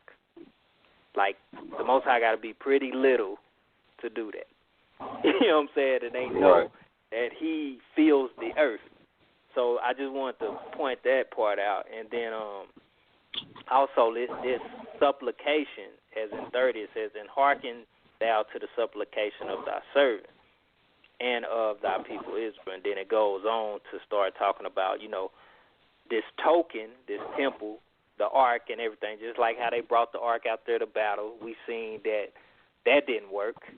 You know what I'm saying? But it's something that he's dedicating and saying, hey, we cherish this as if, it's dedicated to you. This is your presence. If something was to happen, this temple symbolizes our, like a gift to you. This is solely for your purpose, basically. It's set apart. We're setting this apart for you. We're going to respect this place. This place is going to be your house. You know what I'm saying? That was the whole ideal from David to begin with, because he was like, I got a house of cedar. The Most High his ark is dwelling in tents. This ain't right. My house can't be better than the Most High house. That was the ideal. That was the intent. That was the concept. So this concept is further being elaborated through his son as he's completing his house. And he's saying, look, you know, we're going to turn to this temple. Like, your presence is in this temple. We're going to turn to it. We're going to pray to you, so on and so forth. But we got to also remember that clause that was before then, that he said he was going, like Mercy said, destroy this temple. Like, you know, I won't forsake this temple. I will dwell in this temple. I will let it be a representation of my presence if y'all keep my commandments. And then he comes with the supplication after and say, if your people, you know, if this happened or that happened and they get took out the land and all this, you know, if we do get forsaken and we get, you know, you don't fight for us or whatever, like if we turn and pray to this is a request that he's making and saying, if we do this, can you do this? And I just want to point that out. I think it's important that we know that. I know Brother Ray had asked that question. I remember when we was going through Dangerous Doctrines and we was talking about prayer and people praying towards the temple and stuff like that. So right now we going through the context of it. So I think it's good. And now we can get a fuller picture of that. So I think we need to hit on that a little hard while we going through this. That's it. Right. Yeah, I want to go through it. I want to make sure, and I want hopefully y'all to catch it because I'm trying to find it. I don't think I highlighted it. I don't even think I wrote down the verse. But anyway, we'll catch it before we're done with this chapter. Hopefully one of y'all will if I can't find it. I want to read, but I'm reading some of this because I think it's important. Verse 44, it says, when your people goes to war against its enemy, along the course on which you shall send them, and they direct their prayers to Yahweh by way of the city that you have chosen and the temple that I have built for your name. So you got two different things. He pointed at from the heaven, may you hear their prayer and their supplication and carry out their judgment against their enemies. Now, he didn't just say temple at this point. He said by way of the city that you have chosen and the temple that I have built for your name. So I just want to put that out there, and once I'm done going through some of these points, mark that down, panelists. I want y'all to answer me on that one as far as, did he just make a distinction because of something he probably foresaw, you know, by just now saying towards the city? So just think about that, and then when y'all speak, if y'all can speak on that, that'll be cool. I want to read verse 46. Listen, I only got three more. I only got three more things to bring out.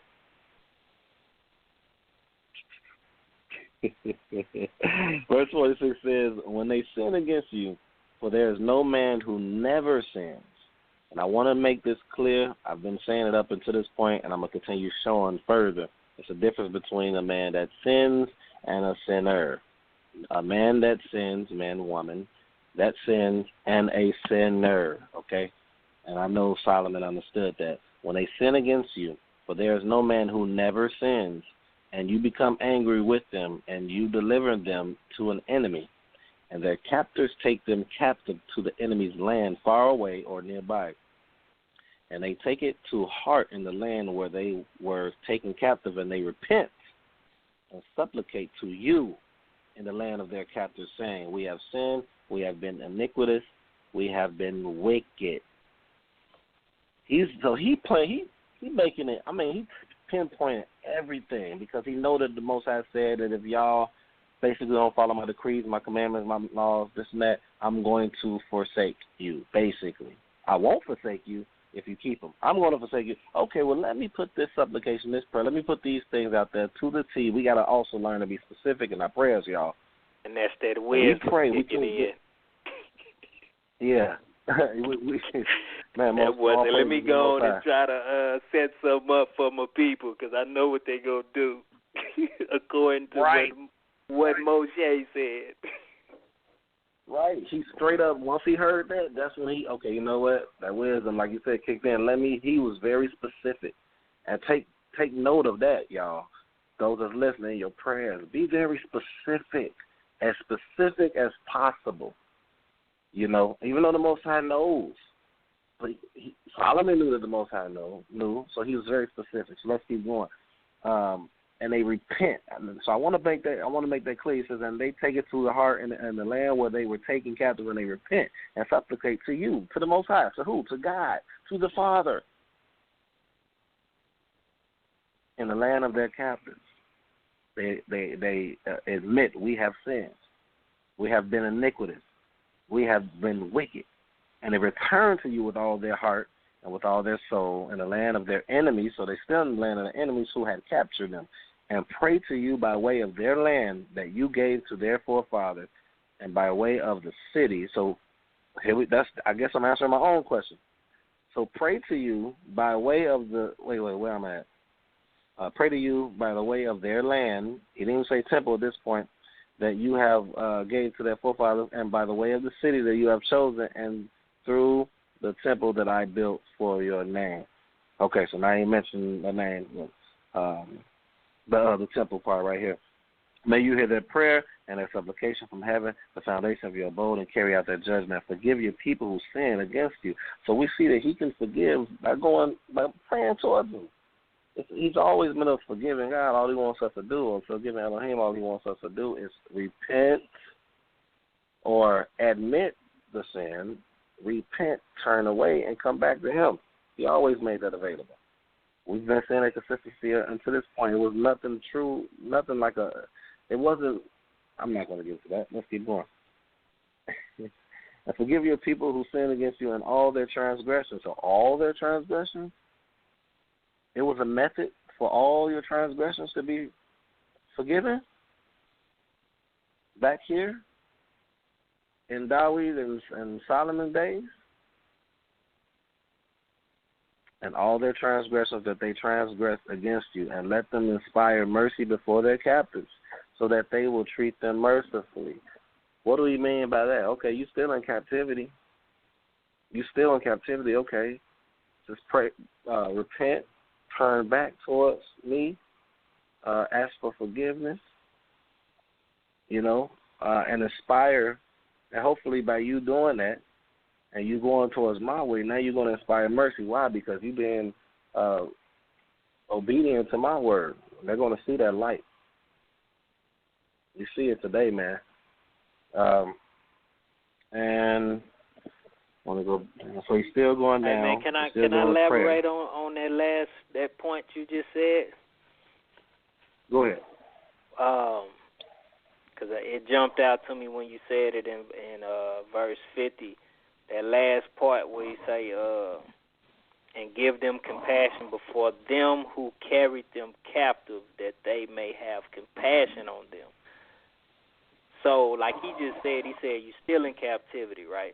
Now let's picture this. That means they gonna lighten. You still not free. You know what I'm saying? You still not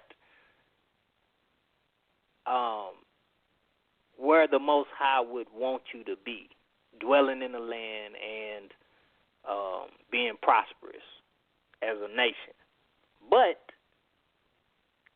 when you start doing this and repenting and stuff, what he's saying is that the first step, what's going to happen is that those that you are in captive to, they're going to begin to have compassion on you. You know what I'm saying? It said, because compassion before them who carried them captive. So the oppressors is going to let up on you a little bit.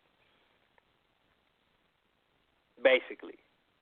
They ain't going to be feeding your babies to alligators, basically. Like, you know what I'm saying? That's just an example. Like, they're going to begin to, look at you a little bit as a human a little bit. You know what I'm saying? Like, instead of just treating you like a straight animal. You know what I'm saying? That's what I see right here. I don't know. I could be wrong. Y'all correct me if I'm wrong. But that's all I want to say on that part.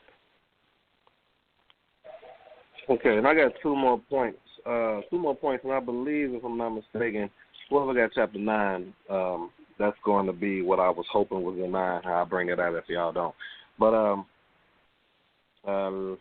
so I want to go down to verse 54, and I'm going to go from 54 to 60, and I'm done.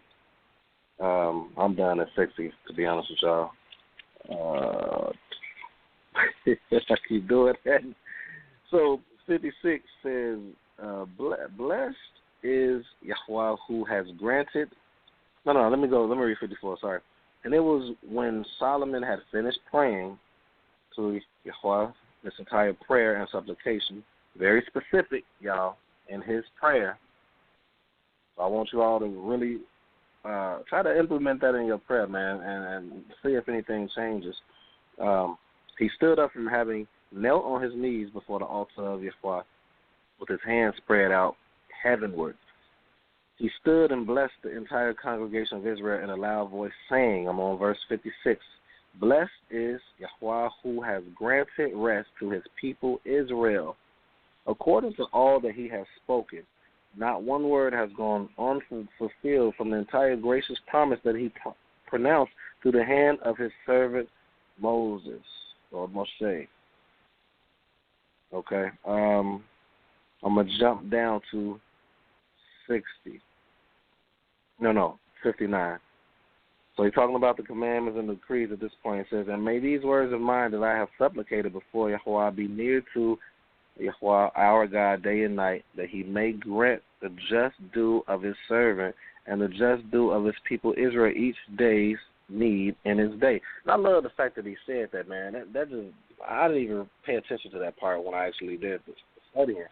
It's like he's asking that his prayer. Shamar, throw that number out there real quick. Huh? Throw that number out there. It's 56. So put the number out there. Oh, okay. To the show. We're going to open. The number for the guests that's called in right now, or not the that's call in, but those who's listening online, call in at 516. If you want to continue, we're going to go over a little bit. 516-595-8238. Again, the number is 516-595-8238. We will go over. We're at the 2-minute mark right now. And I'm almost done. So I just like the fact that he asked, and may these words of mine that I have supplicated before Yahweh be near to Yahweh our God day and night. Be near to him, that he may grant the just due of his servant and the just due of his people Israel each day's need in his day. Now, so that all, verse 60, this is the last thing I got, so that all the peoples of the earth shall know that Yahweh is Elohim. We had this question a while back, and I mean, Solomon, the wisest man in the world at this point, and just period. So that all the peoples of the earth shall know that Yahweh is Elohim. There is no other. Okay. Got it. Nail in the coffin. Done. That's all you got? That's all I'm giving.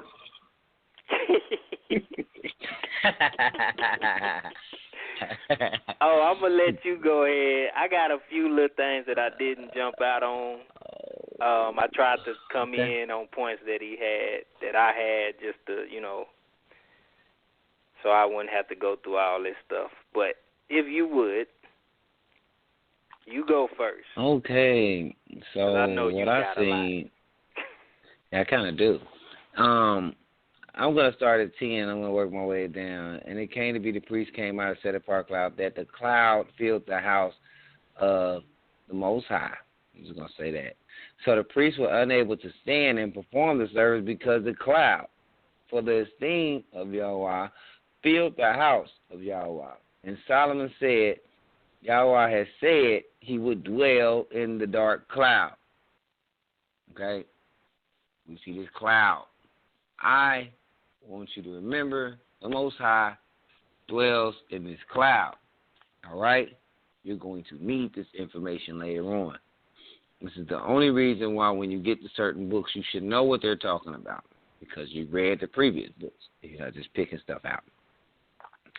All right? So I'll go down.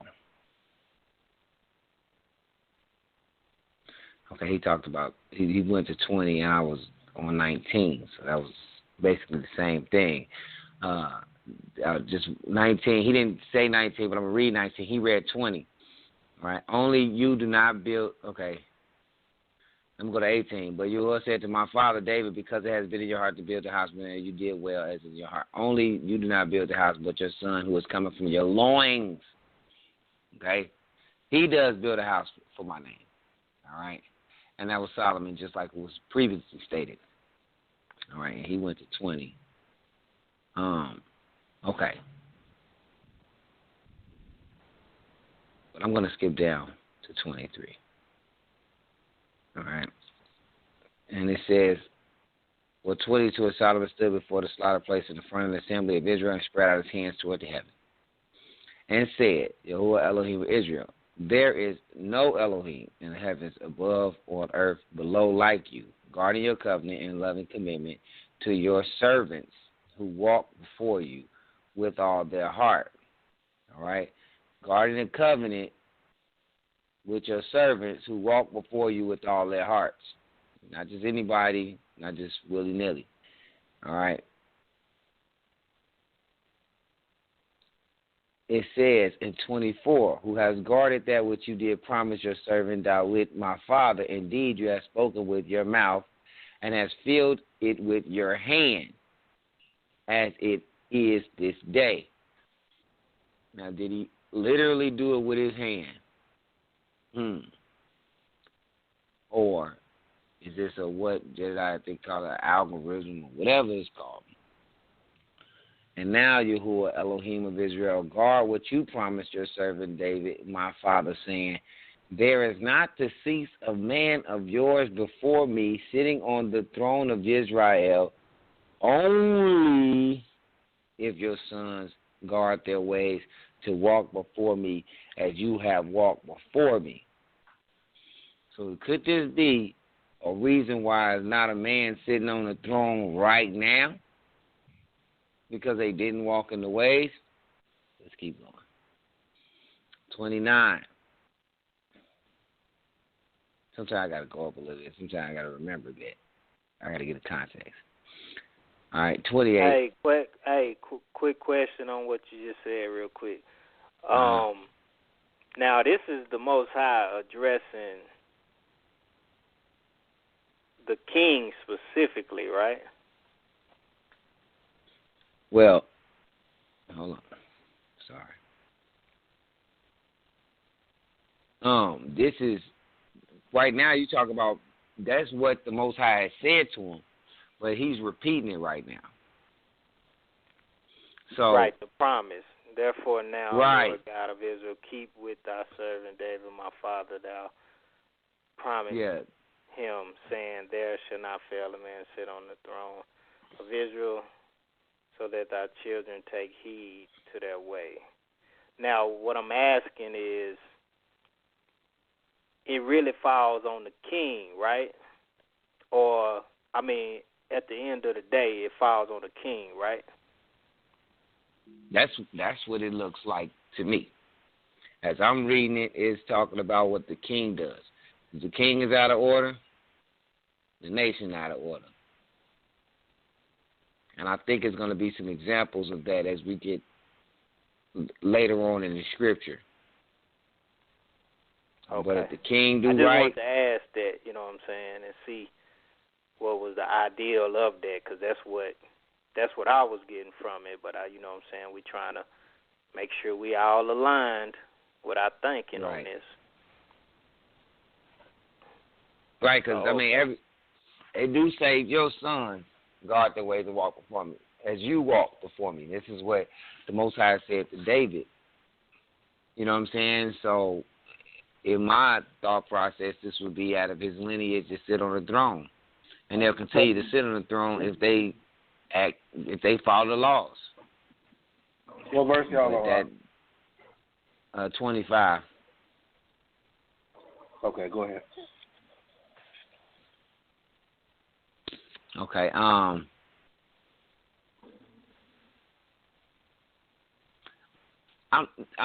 sitting there reading this, man, and something that stuck out to me on all this stuff, man. We start getting down to the supplication that he's doing in 28. it says, 28, it says, it's a question. Yes, shall you turn to your prayer of your service of this supplication, O Yahuwah my Elohim, and listen to the cry and the prayer which your servant is praying before you today? That's a question. For your eyes to be open, 29, this house, night and day, toward the place of which you said, my name is there, to listen to the prayer which your servant makes toward this place.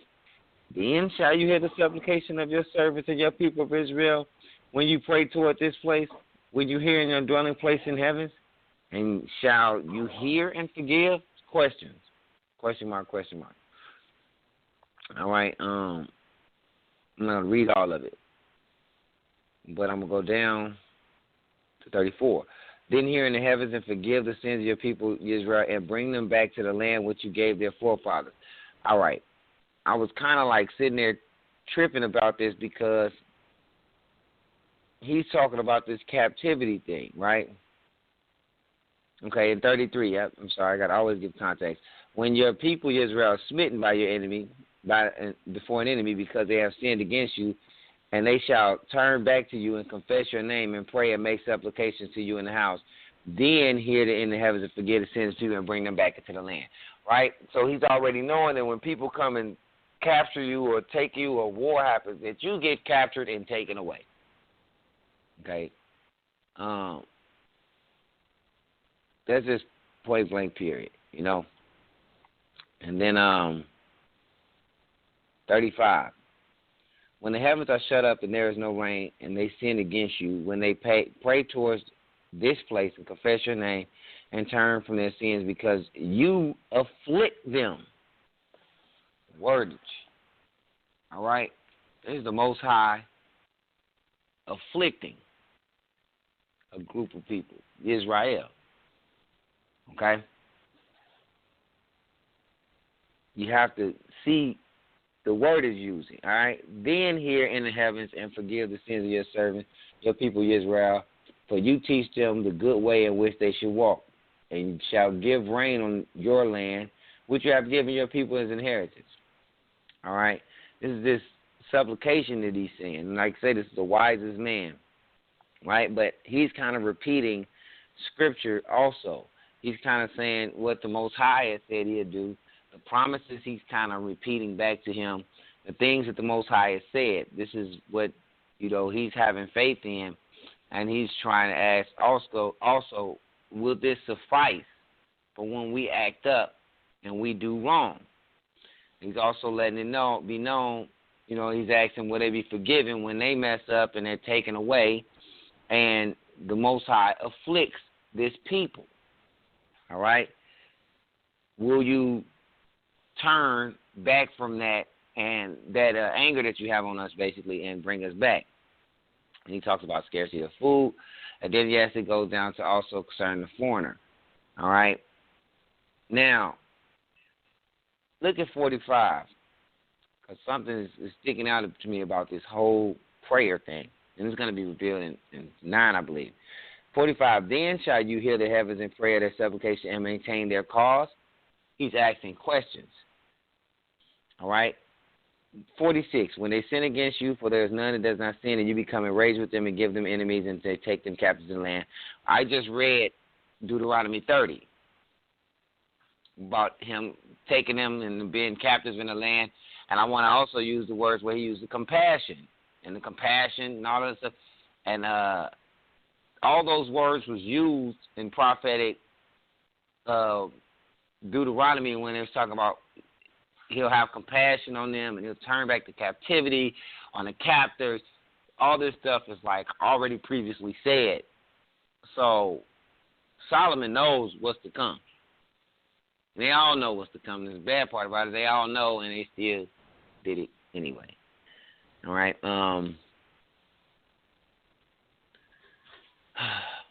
Okay. And you shall turn back in their heart, and it has been taken captive, you shall make supplications. Okay. And that's 47, I'm sorry. Sin and act according to committed wrong. And 48, and they shall turn back to you with all their heart, with all their being in the land of their enemies, who led them away captive, and shall pray to you toward the land you have gave to your fathers, the city which you have chosen, and the house which I have built for your name. All right? This seems to me to still be asking this question, will this suffice if they turn back to you in their land of captivity? Okay, will that be okay? And then you see how he said, then shall you hear in the heavens your dwelling place? All right, and forgive your people who sinned against you, all your transgressions which they had transgressed against you, and give them compassion for those who took them captive, just like Yediah was saying. These are questions, all right? So I don't know personally if he's saying that this is sufficing, all right? So I don't have too much more because he hit on some good points, all right? Then, he did say, blessed is Yahuwah giving rest to his people Israel according to all he promised. There's not failed one word of all his good word which he promised through his servant Moshe. All right? He said he'd give them rest. They have rest according to not having any wars, any fighting, and he just said it right here, who has given rest to his people Israel. So they not waiting on another day. They have rest. It said earlier in the chapters they was drinking and rejoicing. So, I don't know. At this point, it doesn't seem like they're waiting on another day. That's all I'm going to say about that. I'm going to skip that one. All right, and then I'll just want to super reiterate in 60, so that all the people of the earth might know that you is Elohim, and there is no one else in this translation. I don't know what KJV says at this point, but this is not a new term that they said. Know that Yahweh, Yod-Heh, Wav, or Vav-Heh, is Elohim, mighty one, and there is no one else. There's no talk about nobody else. I haven't heard anything about anybody else yet. And this is Solomon, the wisest man, saying there's no one else. He's not alluding to anybody else. He knows. All right. So I'm just going to close real quick and just say I'm trying to figure out about this praying towards, at this point, as I'm reading this, as I was reading this, praying towards, the city. These are questions, and this is just supplication, and this is what he said, and he was basically like, asking a question, and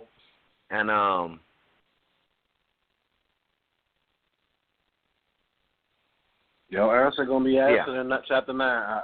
Yeah, I know, because I got chapter 9.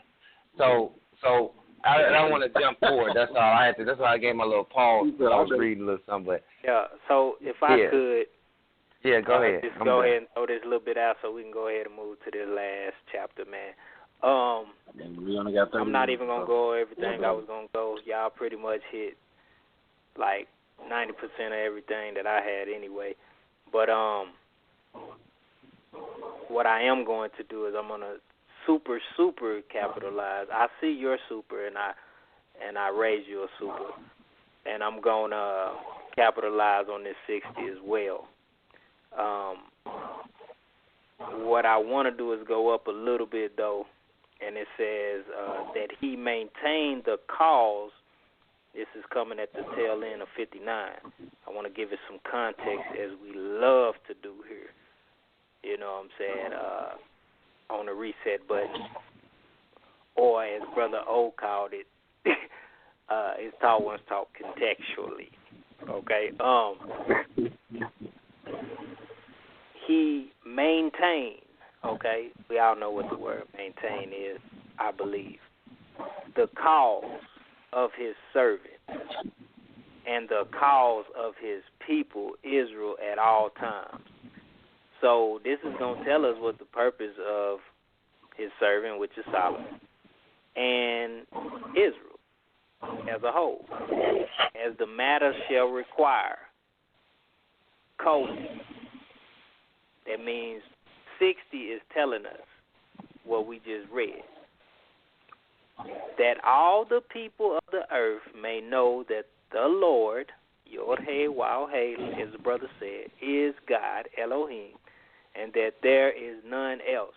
That's the purpose of Solomon at that time and the purpose of Israel.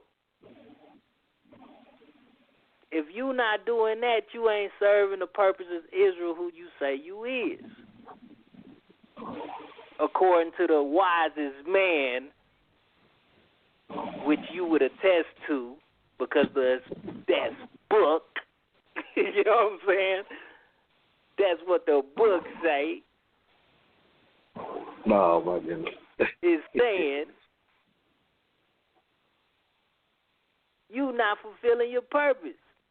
Because I heard, and I'm just, you know me, I'm going to say this, I'm going to keep it 100. I heard a lot of people saying a whole bunch of stuff that ain't got nothing to do with this, what Solomon said the purpose of Israel is. Colon, so I'm going to read it again. That all the people of the earth, so Israel, King Solomon, supposed to influence at that time, but I'm pretty sure this is a perpetual thing. At this time, it's supposed to make sure that all the people of the earth know, without a shadow of a doubt, that the Lord, YHWH, is Elohim, God, and that there is none else. No That's other. Your purpose, Israel. And my last thing I got to say, I know you want to chime in, Shema. Last thing.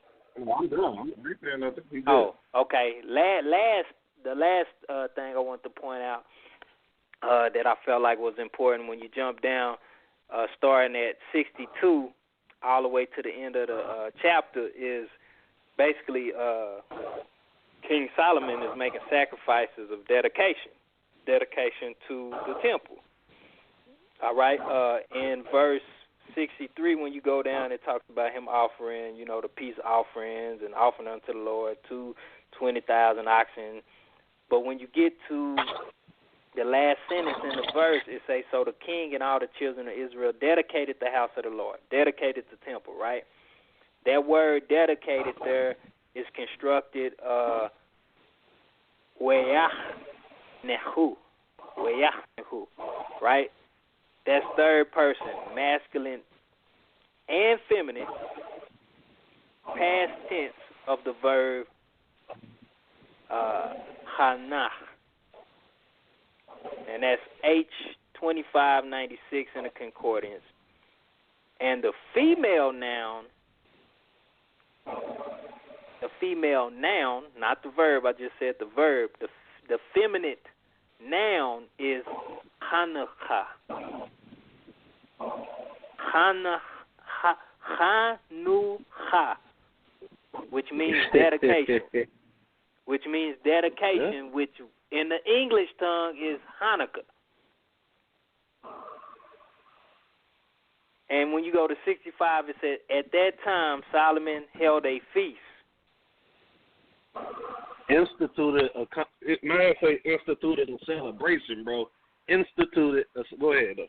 I just want to throw it in there. This is a feast of dedication to the temple. Yeah. The Hanukkah we know today is a rededication of the temple that got destroyed during the time of the Maccabean War. Yeah. History. Okay. So I just want to give you a little Tanakh precursor of Hanukkah before the Hanukkah we know now. Yeah. Okay? Yeah. That's all I got. I got a comment on that real quick because I know you got to hurry up and go. I just want to say, wow, I didn't even pay attention to that. I gotta remain in this Hebrew. I just want to say, wow. This was already instituted before that. Wow. For the temple. Go ahead, though. Okay, yeah, we can keep it pushing to 9 now. If nobody has anything. So, all right, this is a continuance of what was just going on, right? And it says in 1, I'm just going to give you 1 real quick, and it came to be when Solomon had finished building the house of the Most High and the house of the king, which is himself, and all the desires of Solomon, which he pleased to do, that the Most High appeared to Solomon the second time as he had appeared to him in Gabon. All right? And I highlighted this part. And Yahweh said to him, I have heard your prayer and your supplication that you have made before me. I have set this house apart which you have built to put my name there forever. And my eye and my heart shall always be there. All right? Now, that did answer the question he asked, was his eyes going to be toward this place? And would his heart be toward this place? You know what I'm saying? He said it will be there. Always.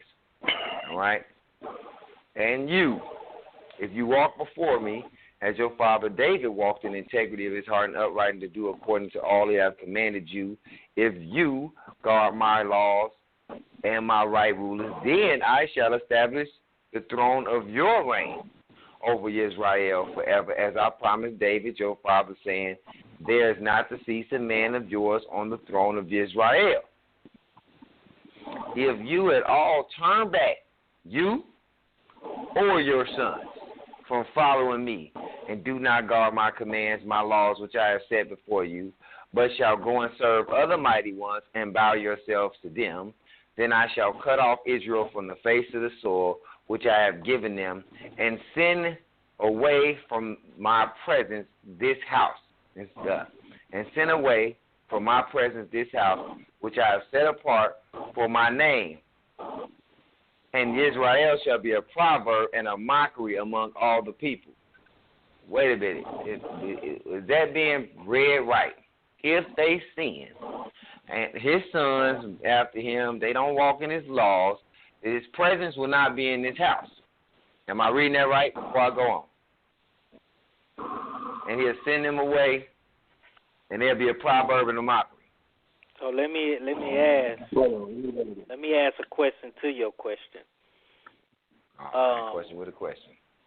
So when we go up, because I heard you say that he said his name gonna be there forever. And my eyes and my heart shall be there perpetually, which basically means always or endlessly. And then it goes into and if we'll walk. Mine says, and as for you. I just want to say that. Mine says, and as for you, if you walk, blah, blah, blah. Go ahead. I just wanted to let y'all know mine. Right. Go ahead. Okay. So, and David, as he walked in integrity of heart and in uprightness to do according to all that I have commanded thee, and will keep my statutes and my judgments, then I will establish the throne of thy kingdom upon Israel forever, as I promised David thy father, and there shall not fail a man upon the throne of Israel. So, then you go down to ain't no man sitting on the front of the throne of Israel right now. Well, we'll get to that. We'll get to that. But what I'm saying is, your question was, I have more 7, so. Right? Yep. 7. So from 7 it said, I will cut off Israel out of the land. Let me go. But if he shall turn from following me. So he's talking about Solomon, right? So if Solomon turned from following him, ye or your children, so he's talking about his direct descendants, right? Yep. And will not keep my commandments and my statutes. This has nothing to do with Israel as a whole. And my statutes. It doesn't sound like Israel as a whole at this point. Right. Right. My statutes which I have set before thee, but go and serve other gods and worship them, then I will cut off Israel But like we said, I think it goes on the strength of who the king is. Like the king is the one that is the head. He's supposed to maintain the body. You know what I'm saying? This is what I was asking before, because it seemed like he directing it to the king, but it's basically like if the king start doing this, the other people gonna start doing it. Except for that remnant that Shema talks about. Wait a minute. That you, my brother, in verse 6, is Atem or Atem. Isn't that plurality? Oh, yep, that is plural. Okay, good. See, that's why that Hebrew got to kick in. Right. There you go. So that's Israel as a whole. Okay. Wow. Yep, there we go. Now we cooking with fish grease. so but still, where the head go, the body gonna follow. I do know that, because he's speaking directly to the king, but he's speaking to them as he represents the whole body. Mm-hmm. Right. But it is good that we see that. But if you shall turn from following me, ye or your children. So basically, the king is like one person that represents the whole body. Like, as he's speaking to the king, he's like speaking to all of Israel. Right. He's a representative right now. Right. Then will I cut off Israel? So to answer your question, if the king and his does he people, say, and send away my presence from this house, right? So now let's go back into the correlation.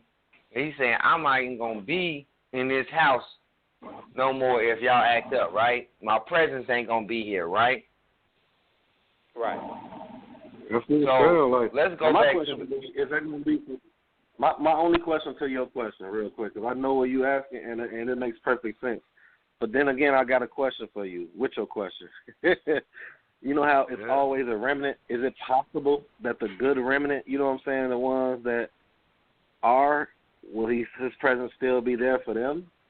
Because he did separate these two things in verse 3 and 4. You know what I'm saying? That's my only question. I want to hit that whenever. Your question is valid.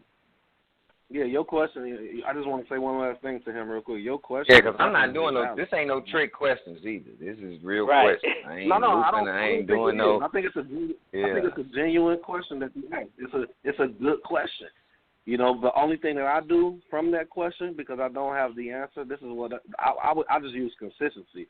And my consistency has shown me that Israel has never been, as a nation, obedient, but it's always been for some particular one person or people that he always gravitated towards because they were. Wait till you finish so I can say this. I'm done. Go ahead. I want you to get it out.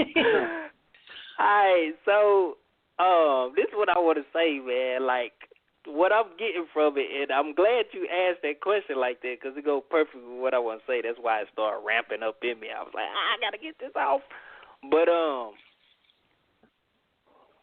this remnant, like I said, except for that remnant, but this the cold part. The remnant suffers with the whole body. There is no detachment from the body. The reason why I say this is because when they went in captivity, your boy Daniel, he went in captivity too. He was there too. He didn't get left behind. Right. But what did he pray to her? That presence was still there for that remnant, is what my point was.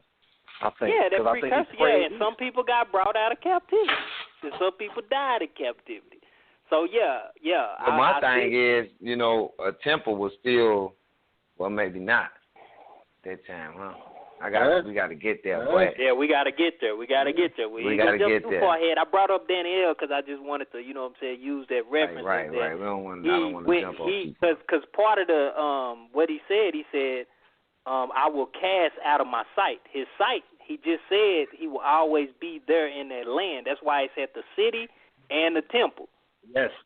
But if the temple his is eyes knocked down, will always be on that land. And basically, we already know from what he said, after they act crazy, he gonna bring them back to the land in which his eyes has been on from jump. So it's not like he gonna forget the land. I'm not saying right. The land has always been tied to the Most High, even when he brought them in to cast the people out that was doing these abominations before him day and night. We went over that. So he always connected to the land. And the thing is, this temple wasn't in the land until he gave them rest all around about. Right. In the village. But he always been with them in this tent with this ark. Mm-hmm. You know what I'm saying? But when it was promised, as with Moses, that when he gave them rest and stuff, and they set up in the land which he would give them, this prophecy right here, that he would, you know what I'm saying? He would build a house, and all this thing came about. It's flourishing right now. But what I wanted to do is go point where it say Israel shall be a proverb and a byword amongst our people. That's going back to Deuteronomy 28:36-37. So what I'm seeing is this is connected to that curse of Deuteronomy 28.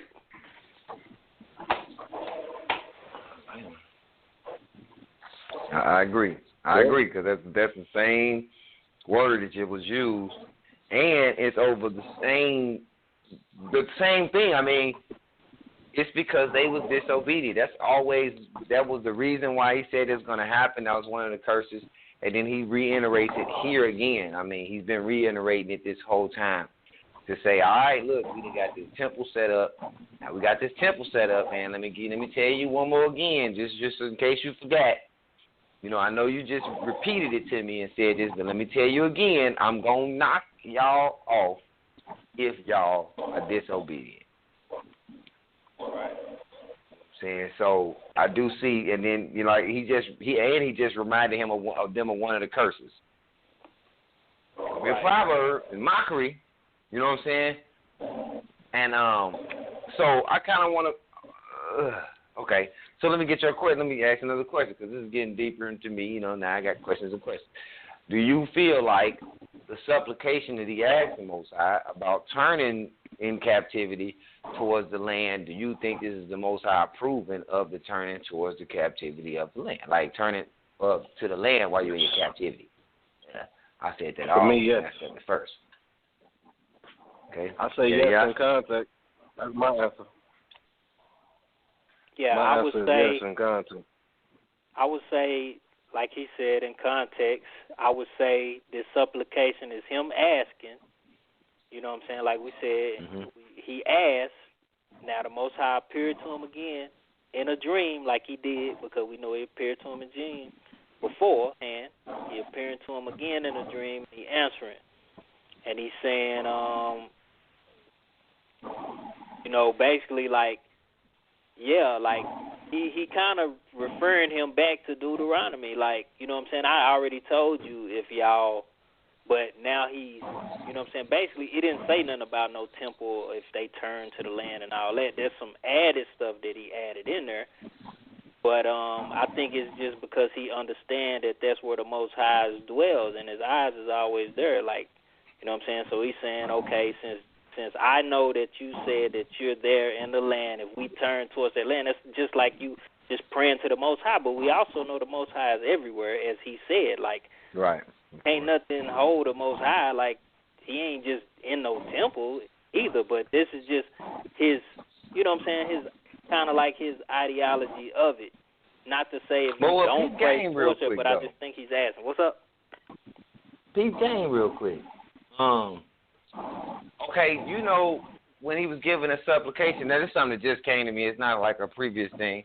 You know what I'm saying? Because I can agree with y'all, but I want you to just, my mind be working in all kind of little ways. But he said, you're going to be here, and since you're here, if we can turn towards the land and pray towards you, or even if we was acting crazy, we could turn towards your house and whatever, whether or not you're in captivity or not, you know what I'm saying? And since this is your place, this is your house, you will forgive them, right? That's what will you forgive them? You know what I'm saying? This, that, and the other, right? I don't really see a direct answer to say, yeah, I'll forgive y'all if you turn toward the house, and only if you turn toward the house. I don't really see that, But when he says, this is my question now, when he says his presence won't be at this house, which he set apart for the name, would that just be the house? And that doesn't mean his presence. Like, we know he everywhere. Is he saying this house, if y'all acting crazy, I'm not dwelling with y'all no more. Basically, back to the forsaken part. You know what I'm saying? Like, I'm not with y'all no more. Does that mean that the turning towards that house is in vain for them as a whole? When I'm talking about a remnant, and like I'm talking about as a whole, like it doesn't even matter because y'all acting up. And that's just a little something that popped in my head as we was talking.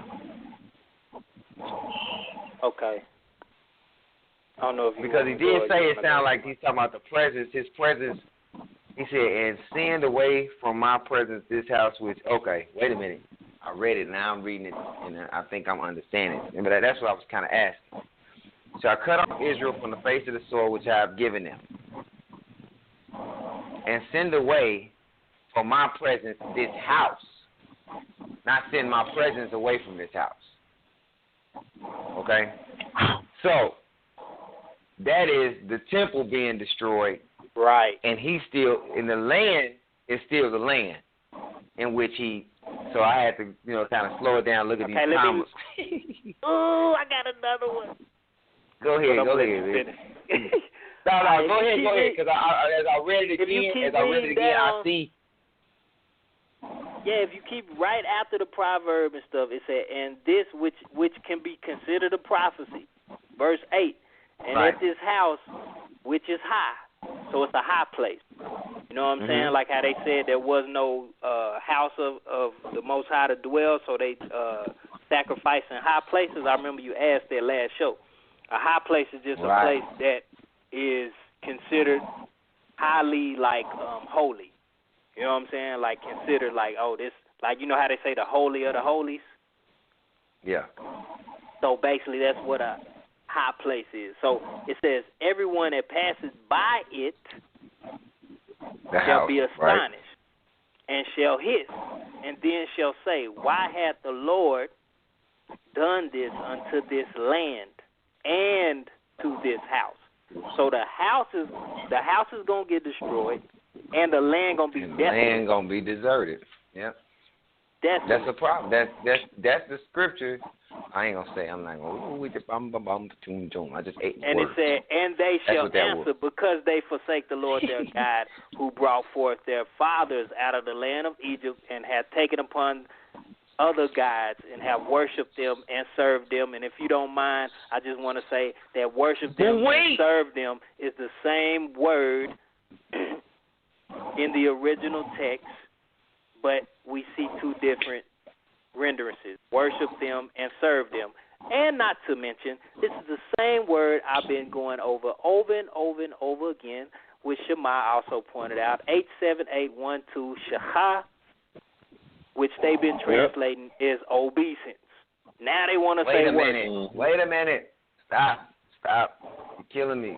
Hold on. Now they're switching. You're killing me. What? Are you telling me that it says that the land will be desolate and the temple will be destroyed because of their idolatry and serving and worshiping other gods? And that's what it is, solely. It's got nothing to do with anything else. It has something to do with their idolatry. So, if I was to read something later on, and it says it has to do with anything else, right here would be a contradiction to that later statement. Yeah, I would have to say that, yeah. All right, that's all I want to say, and I rest my case on that one. I'm sorry, the Ordek Bean is coming out. If y'all, I wanted to say something about 9, but he said something. I wanted to say just at the end of 9, it said, this is why Yahuwah has brought all this evil on them. So anybody want to say the Most High don't bring evil on something? He brings good and he brings evil. It's all in the hands of the Most High justly.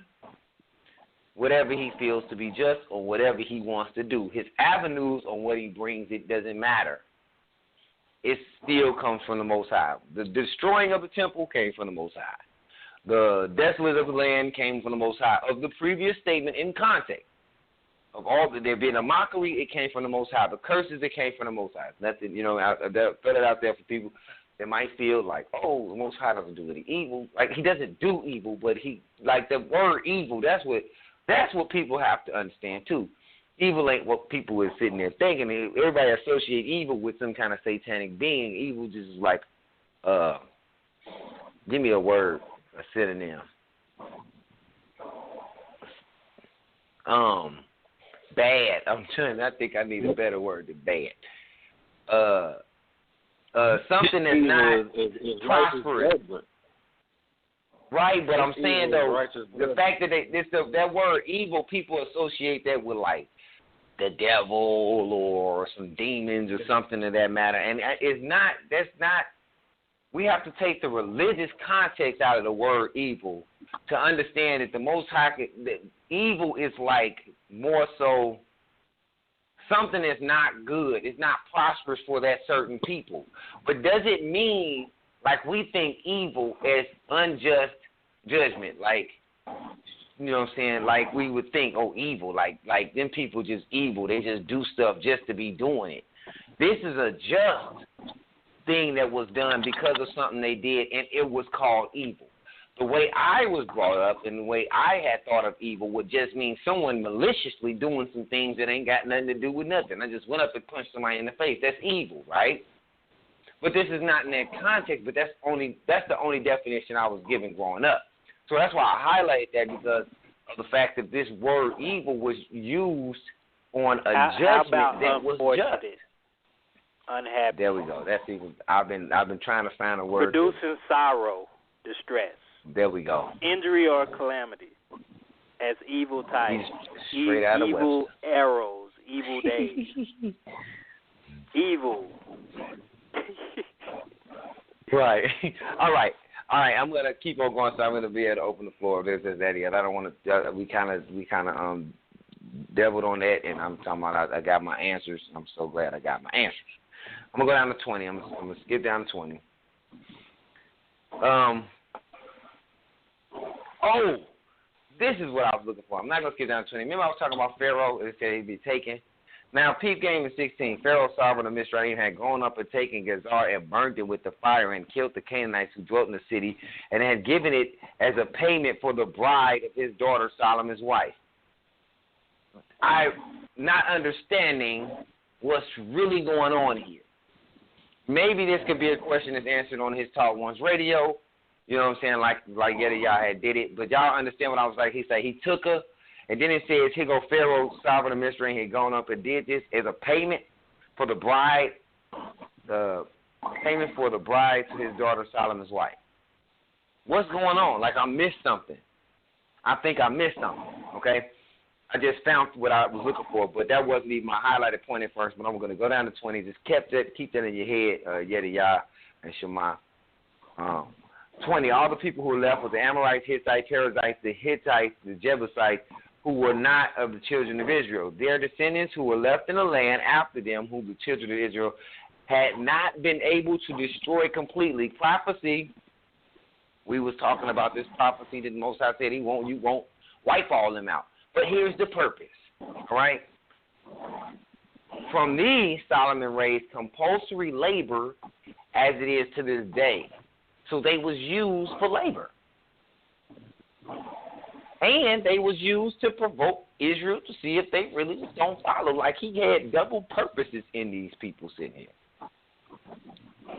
But Solomon did not make slaves of the children of Israel because they were men of battle. And his servants and his rulers and his officers and commanders and his chariots and his cavalry. All right? That's all I got. I'm going to open up the floor. Anybody else any other points? Sorry I took too long because I had a lot of questions. But go ahead. Anybody?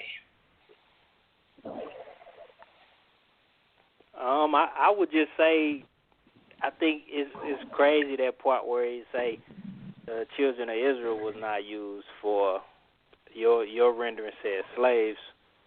Y'all know I don't like that word, but it is. My rendering say in something district servants. Yeah, we was indigenous servants too. Right. But you know, I know kind of the reason why I said that's interesting. I ain't gonna get too deep into it. Maybe we could have this conversation on Facebook or something. But what I feel like is interesting is how he handled those people that were supposed to be destroyed, and then when they wasn't, you know what I'm saying, he used them as laborers, you know, but the children of Israel was not used as laborers. I found that very interesting. Found that real interesting. Real interesting. But yeah. I mean, if anybody that's listening, that's on the switchboard, called in right now at this moment, I know I'm taking over the host spot, but you know, we just do that from time to time. But if y'all want to say anything concerning anything that you've heard from today's show, go ahead and press 1. We'll let you in, give you a little time before we do the closing statements from the panel. All right, nobody pressed 1 that I seen, so you know. Right, I'm saying. So, all right, good show, man. I'm gonna go to the closing statements, and you know what? I'm a pray us out. I'm gonna do something different because I always pick somebody when I'm host. So I'll pray us out. With that being said, Yada, you can start with your closing statements, Shemai, then I'll then myself out. All right, man. This show was real heavy. You know what I'm saying? It was real heavy. I felt like it was real heavy, man. We got the YouTube page up. There's nothing on it right now. When we get something on it, we will let y'all know.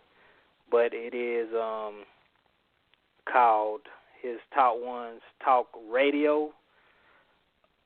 And you can go ahead and subscribe, though, ahead of time, and then you'll just get a notification when something get put on there, you know. Please subscribe. You support us.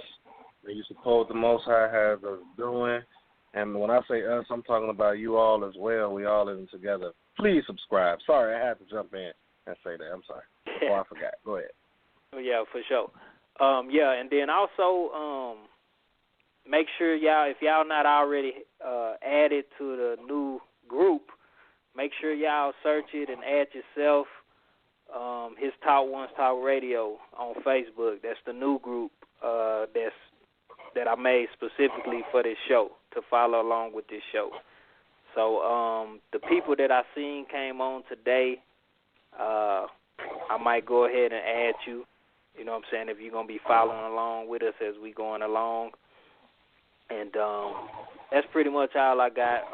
I appreciate everybody for tuning in. And if you didn't hear the beginning of the show, go back, listen to that. You missed some good stuff. That's it. Definitely.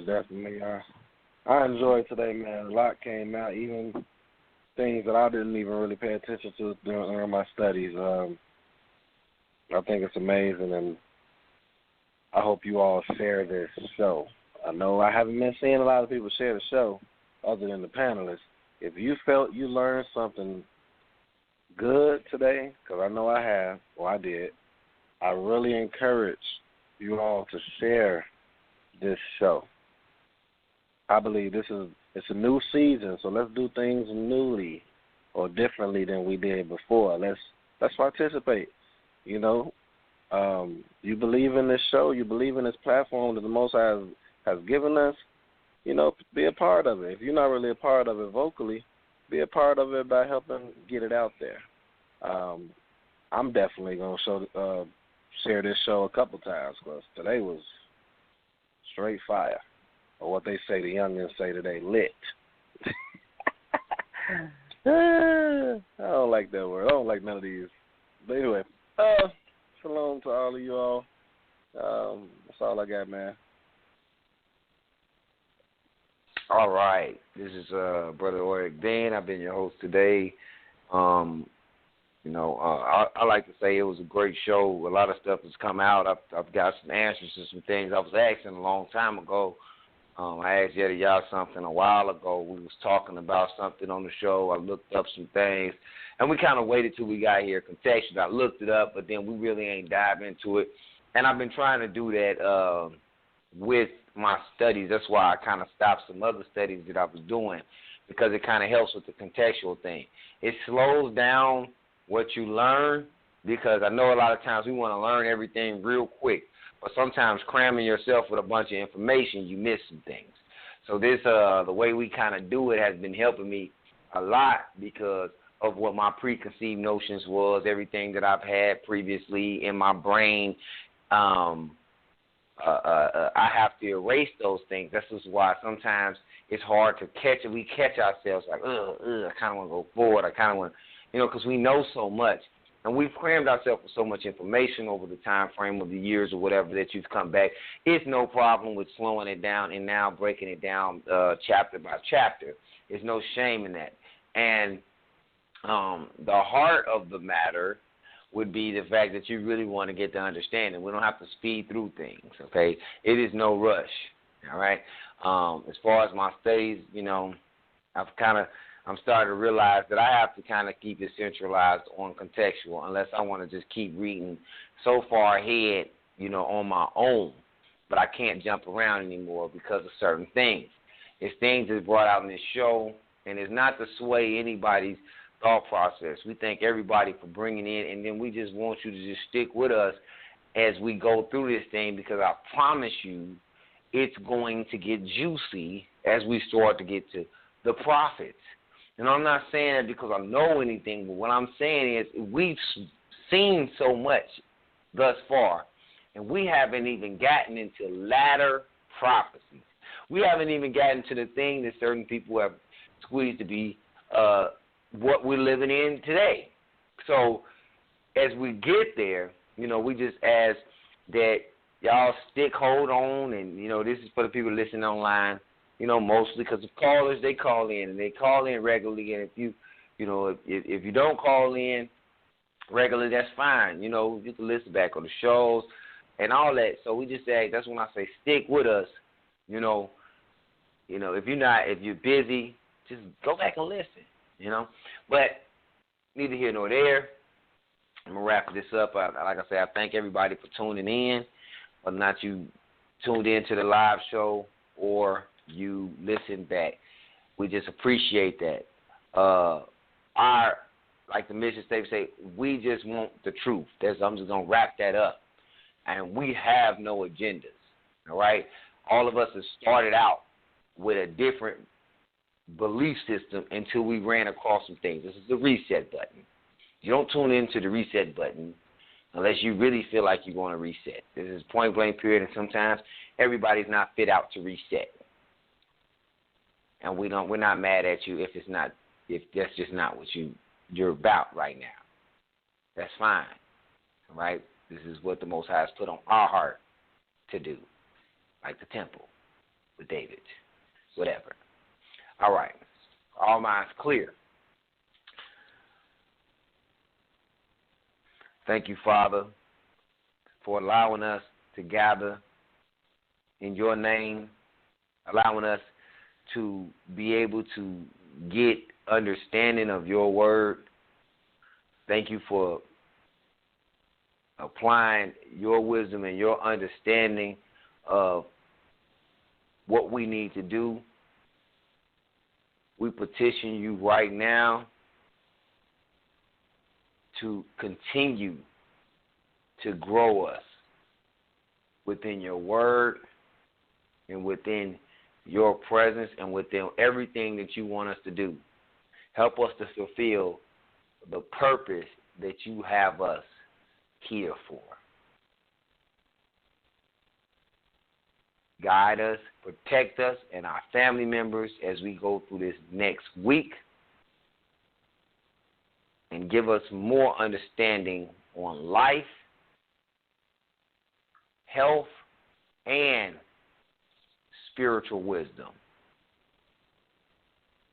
Collectively, assembling with our brothers, I say, I agree. Amen. Amen.